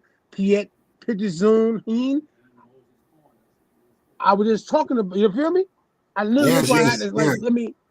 You feel me? I had to go there. Come like, yo, they on my shit. Like, okay, yeah. You know what I'm saying? I ain't playing that shit. I ain't playing that shit. You know what I'm saying? Who really out there at this time? That Diego's out here. These black pirates are out here. We can give you historical people that are out there, and they're doing things either adverse or in line with them. Like up here, Samuel X, you had to meet Diego if you're both dealing with Elfridge. Remember, Diego's popping up with 12 ships on Veracruz. He's popping up with 8 ships on this side. So every time he pop up, those is everyone that's flagging together at this time. But like you said, Piet Hein was a Dutch admiral privateer for the Dutch Republic under the 80-Year War. Hein was the first and last to capture a large part of the Spanish treasure fleet, which transported huge amounts of gold and silver from Spanish America to Spain. The amount of silver taken was so big that it resulted in the rise of price of silver worldwide, the near bankruptcy of Spain. You see like what's going on? He gets a Spanish treasure fleet from Nombre de Dios. He runs up on the joint. Nombre de Dios. Yeah. And the dude under him, Moses, is fucking with him. Moses Henrique is another Dutch pirate, Portuguese Sephardic Jew origin, operating in the Caribbean. Henriquez helped Dutch naval officers and folk hero Admiral above Piet Hein of the Dutch West Indian Company to capture this treasure fleet in the Battle of the Bay of Mantanza in Cuba during the 80-Year War in 1628. So these people are out here. You got Nombre de Dios is popping off. You've seen that Diego popped up in Brazil. He's dealing with Cuba heavy because he's from Cuba. He's banging on Jamaica and Haiti, and he's banging on the Barbados. But this is just to show at that time you have pirates out here that are really working that whole field, and a lot of them know each other. And here you got two female pirates, one from Haiti, Jaquette Delahaye. It's thought that Delahaye was born around 1630 in Haiti, though there is no evidence to her birth, and many of the stories seems to be originated from a 1940 writer, Leon Treach. Legend has it that the British Navy killed her father and her mother died during childbirth. As she was destitute, she joined up with the pirate crew and later commanded a fleet of ships herself. With striking red hair and the legends and status of surviving many dangerous encounters, she is given the nickname Back from the Dead Red. Then you have a Muslim, Morocco, Saida, who's out here in early mid-1500s. Lady who is free and independent was her title, was a queen of Teota or Tetouan, an area of northern Morocco from 1515 to 1542, and known for her pirate activities against the rapidly growing empires of Spain and Portugal. Working alongside Arouk Reis, the governor of Algiers, and a known pirate Al-Hurra, dominated the Mediterranean Sea, while Reis controlled the East, and she later also married King Ahmed Wahasi of Morocco, but was deposed of in 1542. By her son-in-law, she lived the remainder of her life in exile. Below this, I got 5 pirates that only 2 of them is known to be black, but I gave you this list because in this list, from Pirates and Privateers, the history of Maritime, Piracy.com, CindyValor.com, Samuel Bellamy had more than 27 out of 180 men was Negro. Edward England had a little less than 50 out of 180 men on his ship of Negroes. So this is this Negro passengers. Edward Lothar, who's a mulatto, had 9 of 23 out of his deal. And Blackbeard, who we know to be Negro, he had 60 out of 100.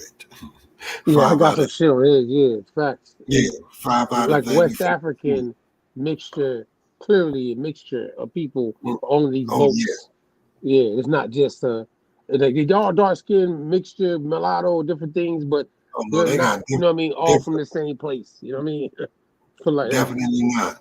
And he had 60 out of 100 whenever he was out there in the sea. We got Abraham Samuel. He was the son of a marquis planner and a black. Let me make this a little big.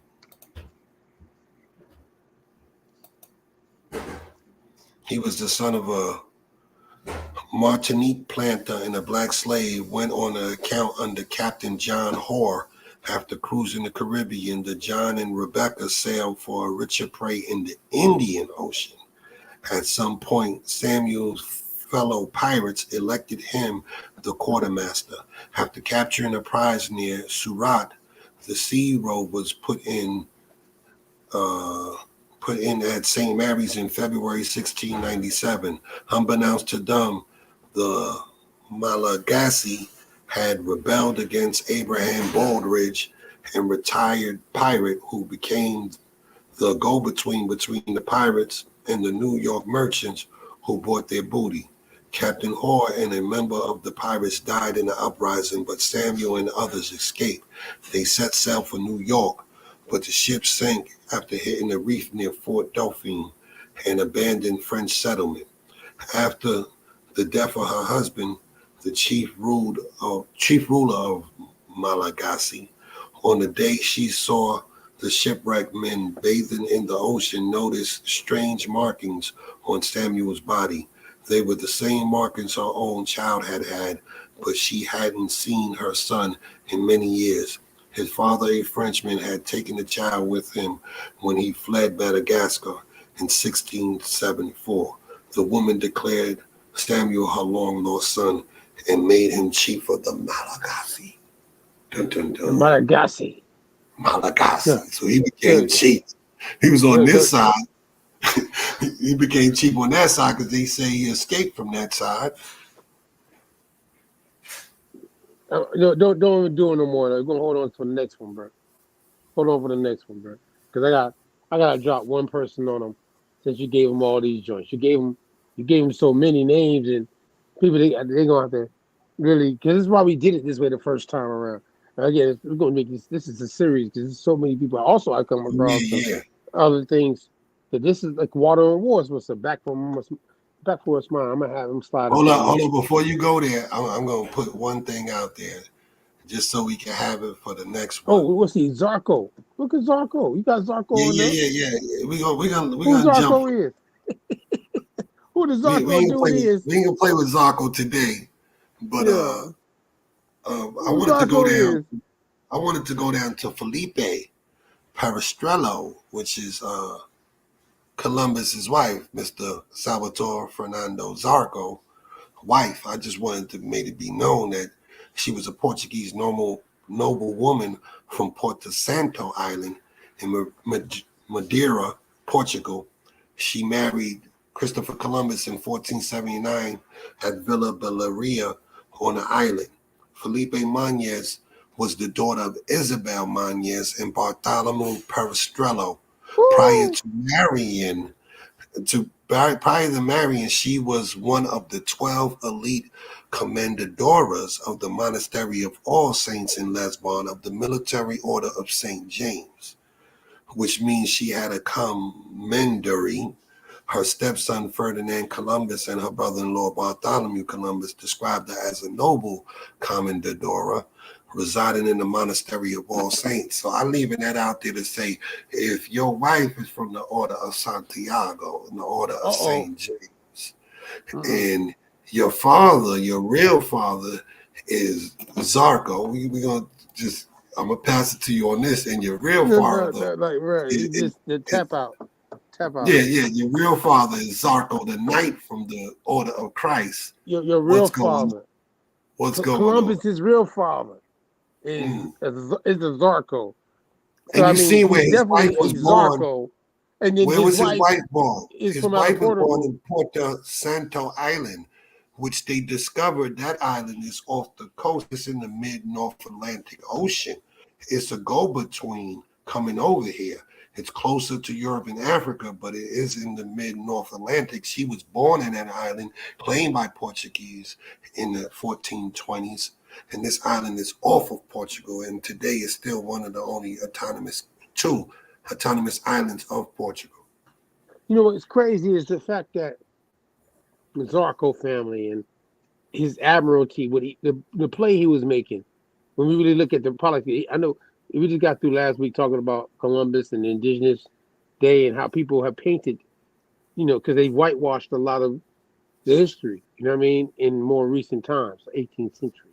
But at the same time, of the real history of it, we've seen it and knowing better when we know the history of these people and what complexions that we could state that they definitely today we call it colored folk. You know what I mean? However you want to say, different cultures, different nations, different languages, etc. But trade languages and all that ties all the things together later on. But either way, we're going to respect each other, like you from New York and I'm from down south. You feel me? We're going to say, hey, you say certain things. Where you at when I come up there? Hey, I'm looking for this. Oh, this is what we call it up here. If you're trying to trade it, this is what they call it. You know what I'm saying? Okay, then. You feel me? When you come down here, it's going to be the same thing. I'm like, well, nigga, when you come down here, if you got this, you're going to need to call it this to sell it down here. So that's what we call it. You feel me? At the end of the day, it's trade. Well, we gonna, I'm gonna pass it back to you. We're gonna jump into her on the next go around. Next one. But if the wife is in the Order of Santiago, your real father is in the Order of Christ, which is the Knights Templar. These two are synonymous. What are you? Who are you, Mr. Zarco? Who are you? I'm glad you let that question out there deal with piracy and claiming to be admirals and different things he asked certain people for Oh, dealing do with you see her middle Hispaniola. name? Do you see her middle name, Mac? Yes. Manez, right? Yeah. I did the genealogy and found to go straight to Martin Manez, Yaya El Negro's grandfather. And I got that for part 2. I got the whole bloodline going back. So it's showing you why she's in the order of Santiago. The We're gonna order roll of these Saint. people's sleeves up. Born Oh our yeah, yeah. geese and shit like that. We're gonna get into some When I shit see her middle historically with this. name, when I see her middle name, I say, yo, let me go trace this. See if she's going to Martin. Big Yaya El Yaya. Negro's grandfather. Hey, Yaya. She went right to him. So take it back. El Negroes. Not Indians. Not West Africans even. But El Negroes. Moranos. Exarch. Right? People. We know definitely. Yeah, I see where you're going with this. We're gonna hold them off. I gotta throw We this gonna one hold person in because I got some from my Moranos out there, my Maroons out there. We'll be sliding tonight. Historically speaking, since we talk about all this piracy shit going on, it's on the water, right? When it translates to the land and how trade gets to the ports and how people are taking the goods and who are the people that's doing what, it's like one group of people on the land now can be considered the enemy of another group of people, and they trading with these group of people who are actually on the ships and certain shit and the ports and shit. You know what I'm saying? You should get waters and wars, baby. You know what I'm saying? I gotta keep it real. It opens up a dimension. Can I get that Francis Drake real quick before we slide? See how this work. We run a little bit late, but we gonna do a part 2. Like I said, we gonna maybe have a part 4. We got some guests that we talk a lot about waters and wars and pirate in the Caribbean. No matter what groups of folk they come from, this pirate in water, in commerce, and so many other things that's entangled into it. The spider web. Because 9 on part 2, I'm gonna let you go straight in. Because see, I just want to lay out that first part. Because I couldn't not start us on no black folk being just slaves. You feel me? And that's how we're involved with the goddamn slave trade. You know what I'm saying? I couldn't start us off saying, "Oh, well, black people just were slaves in the slave trade. There was some Europeans that came along and just started to do shit, and yeah, they shipped everything around." You feel me, guy? Like I can't do that shit. In my principle of understanding history, I couldn't do it. I'm like, nah, I ain't gonna do that shit. So in this situation, though, you see the word Maroons. Shout out to my Maroons out there. Luciano Macario. It says there were 48 men of the party, of whom 18 only were English. The Maroons carried arms and food and got more food with their arrows from time to time. Every day they began to march by sunrise and rested in the heat of the day in shelters made by the Maroons. The third day they came to a little town or village of the Maroons, which was admired by the sailors, pirates, for its beauty and cleanliness. And to their religion, says the story, they have no kind of priest, only they held the cross in great awe.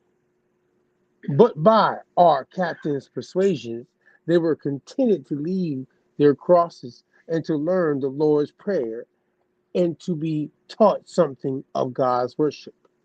Maranatha. This they begged Drake. Let's see, Drake comes in. I needed this part for part 1. They begged Drake, Francis Drake, to stay with them some days, but he had hastened on for four of the best guides amongst the Maroons marched ahead and broke burrows to show the path to those that followed. All kept strict silence. The way they lay through the cool and pleasant woods. We were much encouraged because we were told there was a great tree about halfway from which we could see at once both the North Sea from whence we came and the South Sea whither we were going. The 4th day we came to the height of the desired hill, a very high hill, lying east and west like a ridge between two seas. It was about 10 of the clock. Then Pedro, the chief of the Maroons, he said Pedro, you see Pedro, took our captain by the hand and prayed him to follow him if he wished to see at once two seas, which he had so greatly longed for. This is tied to Francis Drake, by the way, that's being taken to this tree. He's a pirate. Francis Drake is a famous pirate, by the way, or a privateer, or a contracted individual, depending on what side you look at or you favor. Slide up a little bit, guy. And I'm gonna show the picture because I ain't gonna read the whole thing. I just need to bring Francis Drake because when we go into part 2, we're gonna go into a little bit more detail. And I want you to show you how they. This is what they're describing that my Maroon look like. That's taking Francis Drake to this tree. Look like the whole shit messed up. You heard me? I'm gonna tell you this literally. This is the Maroon they're saying, and that's Francis Drake.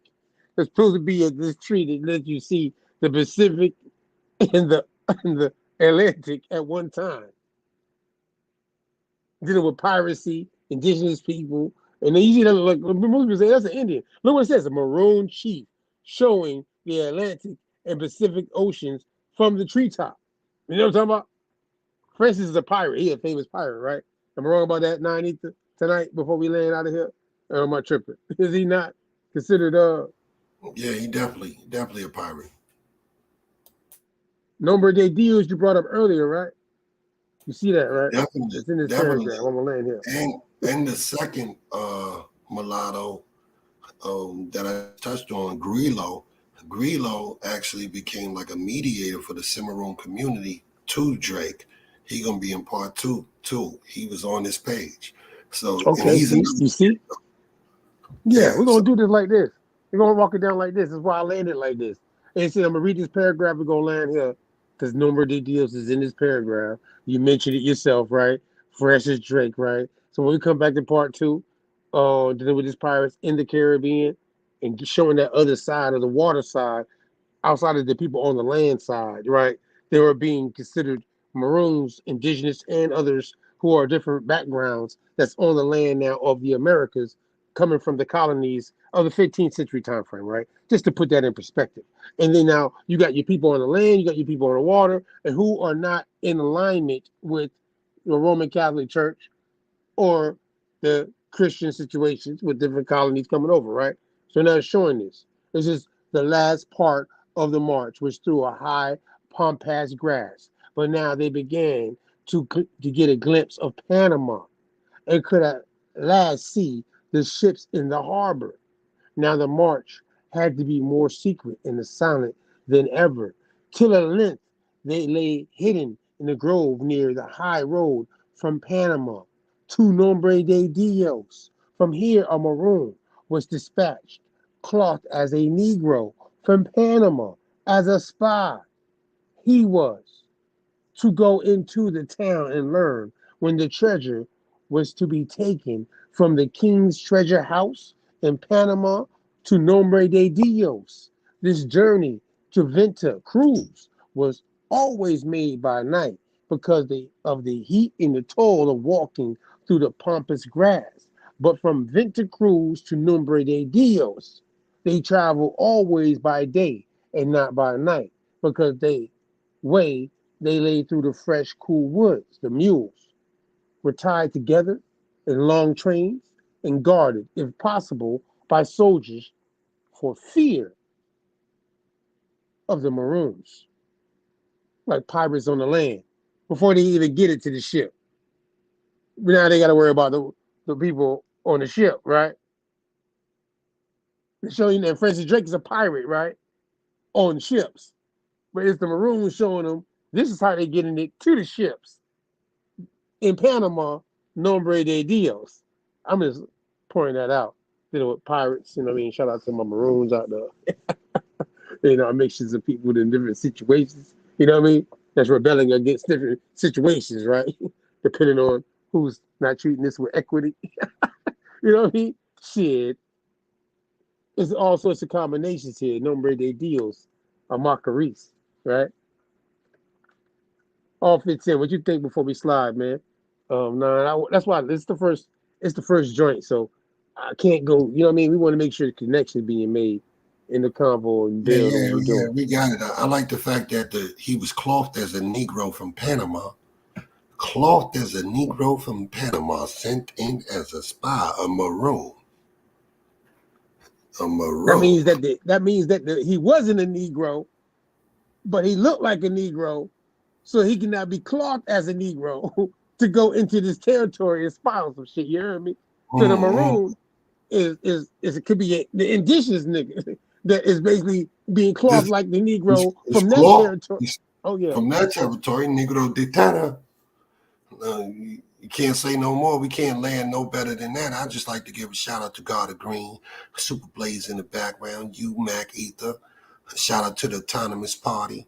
A super shout out to Sherry NC, who helped with the research on El Mulato, the Grillo, whatever you want to call them. Shout out to everybody that's giving out the true information. And in part 2, we're going to work that Order of Santiago and Columbus's wife and certain things just to show some stuff. You know what's kind of crazy from how we kind of like when we got into the El Negro part, right? The El Negro part was over there. We had to make sure niggas understood. I had to say it like that. Yeah, I'm fine. But we had to make sure niggas understood that our indigenous ancestry weren't the first people called Negroes, and that it's tied historically to a group of people who are dark skinned that's tied to certain things going on over there, right? And then when certain things happen now in 1492, these same people that's tied to Yaya El Negro, right, in the 1500s are now being considered pirates. And you know what I'm saying? Now they're on the water though. They got shipping situations, trade situations, and now there's also some politics involved because of what certain crowns and certain regions and who's taking over what. They say that, oh, you can't stop at my port, or you can't trade in my area no more. Matter of fact, we want to confiscate all that. Or we need you to pay tribute if you're gonna cross my territory. There's a lot of things people ain't looking at with this. But when you understand Pirates in the Caribbean and how we try to just break it down, we can show a lot of different intermixtures of people, how a merchant trade system that's earlier than 1492, and you know about in most narratives of history, was the trade system prior to it.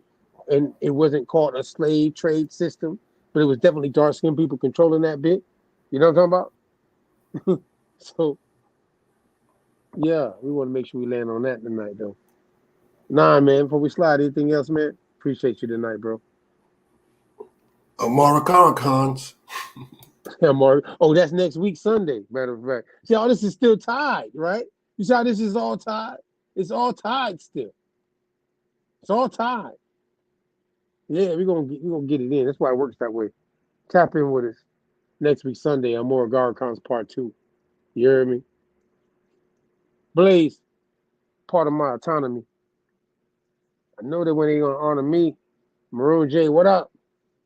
Oh yeah, Maroon J, you got another one. He got another one coming too. I know he. Woo, okay, tap in with us next week Sunday, y'all. Peace.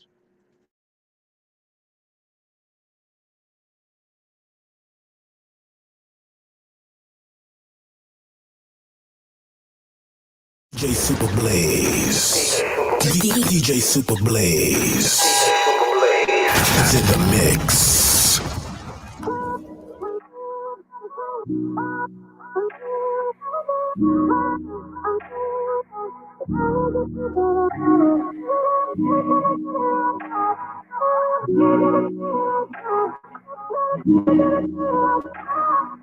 Infamous Trey Ali. I said paper on paper on paper. Ain't no genocide, we was killed on paper. Buried us alive in the proudest of the paper. They know who we are, swear they hate us cause they ain't us. I said paper on paper on paper. Ain't no genocide, we was killed on paper. Buried us alive in the proudest of the paper. They know who we are, swear they hate us cause they ain't us. I said gotta never die, never left us. Even though they took your homie, still behind you like a catcher.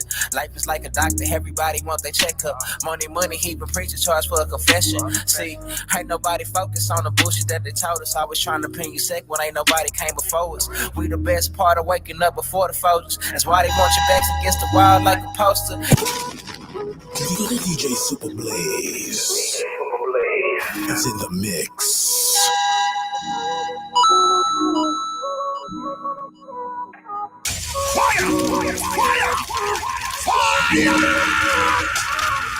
Infamous Trey Ali. I said paper on paper on paper. Ain't no genocide, we was killed on paper. Buried us alive in the products of the paper. They know who we are, swear they hate us cause they ain't us. I said paper on paper on paper. Ain't no genocide, we was killed on paper. Buried us alive in the products of the paper. They know who we are, swear they hate us cause they ain't us. I said gotta never die, never left us. Even though they took you home, he still behind you like a catcher. Life is like a doctor, everybody want their checkup. Money, heaping preacher charge for a confession. See, ain't nobody focused on the bullshit that they told us. Always trying to pin you sick when ain't nobody came before us. We the best part of waking up before the Folgers. That's why they want your backs against the wall like a poster. Indoctrination being sold as education. Most of history they taught you came from some imagination. Roots was never true, fuck the whole compilation. Fuck Walter Plecker, fuck Alex Haley. America is Egypt, Israel, Queen Khalifa. Babylon used to dabble by NY, check my fever. Niggas think I'm lying cause they sleeping. But bitch, I ain't no fool shopping my toes every season. I said paper on paper on paper. Ain't no genocide, we was killed on paper. Buried us alive in the products of the paper. They know who we are, swear they hate us cause they ain't us. I said paper on paper on paper. Ain't no genocide, we was killed on paper. Buried us alive in the products of the paper. They know who we are, swear they hate us cause they ain't us. Guess I gotta start bad rapper, tell these niggas how it happened. Control is the goal, now you space like William Shatner. Technology's economy has overthrown your balance. Now your headaches come from ways Microsoft up in your atlas. Fears how they take you, they spike you for being active and questioning all the requisites made to prevent disasters. Clearing out the churches, people talking to the pastor. Got the online title that's valid for the masses. They never loved our classics, so bite off our originals. Reclassify your favorite rhymes the way they did the Seminoles. I'm so black pride that my inside's purple. If the world had never died, they probably never alert you. You need to venture out and stop sticking the circles. The numbers react different to curfews. The movement not perfume, the streets ain't gold. Our summer so cold, we left the fall on froze. I said paper on paper on paper. Ain't no genocide, we was killed on paper. Buried us alive in the products of the paper. They know who we are, swear they hate us cause they ain't us. I said paper on paper on paper. Ain't no genocide, we was killed on paper. Buried us alive in the products of the paper. They know who we are, swear they hate us cause they ain't us.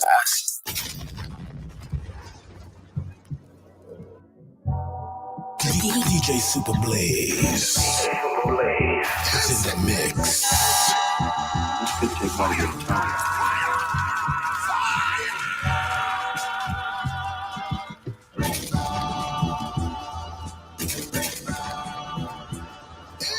Pardon my autonomy. I know one day they'll honor me.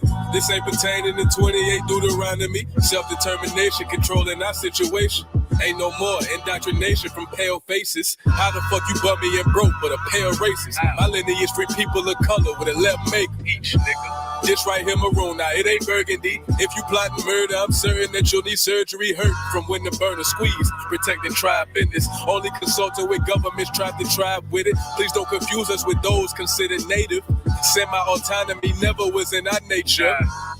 Just address me as Esther Lucy. Wild Indian status and Cherokees riding broochies. In my war bonnet, if you want it, bring it to your region. And black force is the same color the European. Pardon my autonomy. I know one day they'll honor me. This ain't pertaining to 28 Deuteronomy. Self-determination, controlling our situation. Ain't no more indoctrination from pale faces. Aborigines, which means what? Black folks. You never find a white Aborigines. Aborigines are called natives. They're always dark-skinned people. You and I are Aborigines, but you don't want to be called an Aborigine.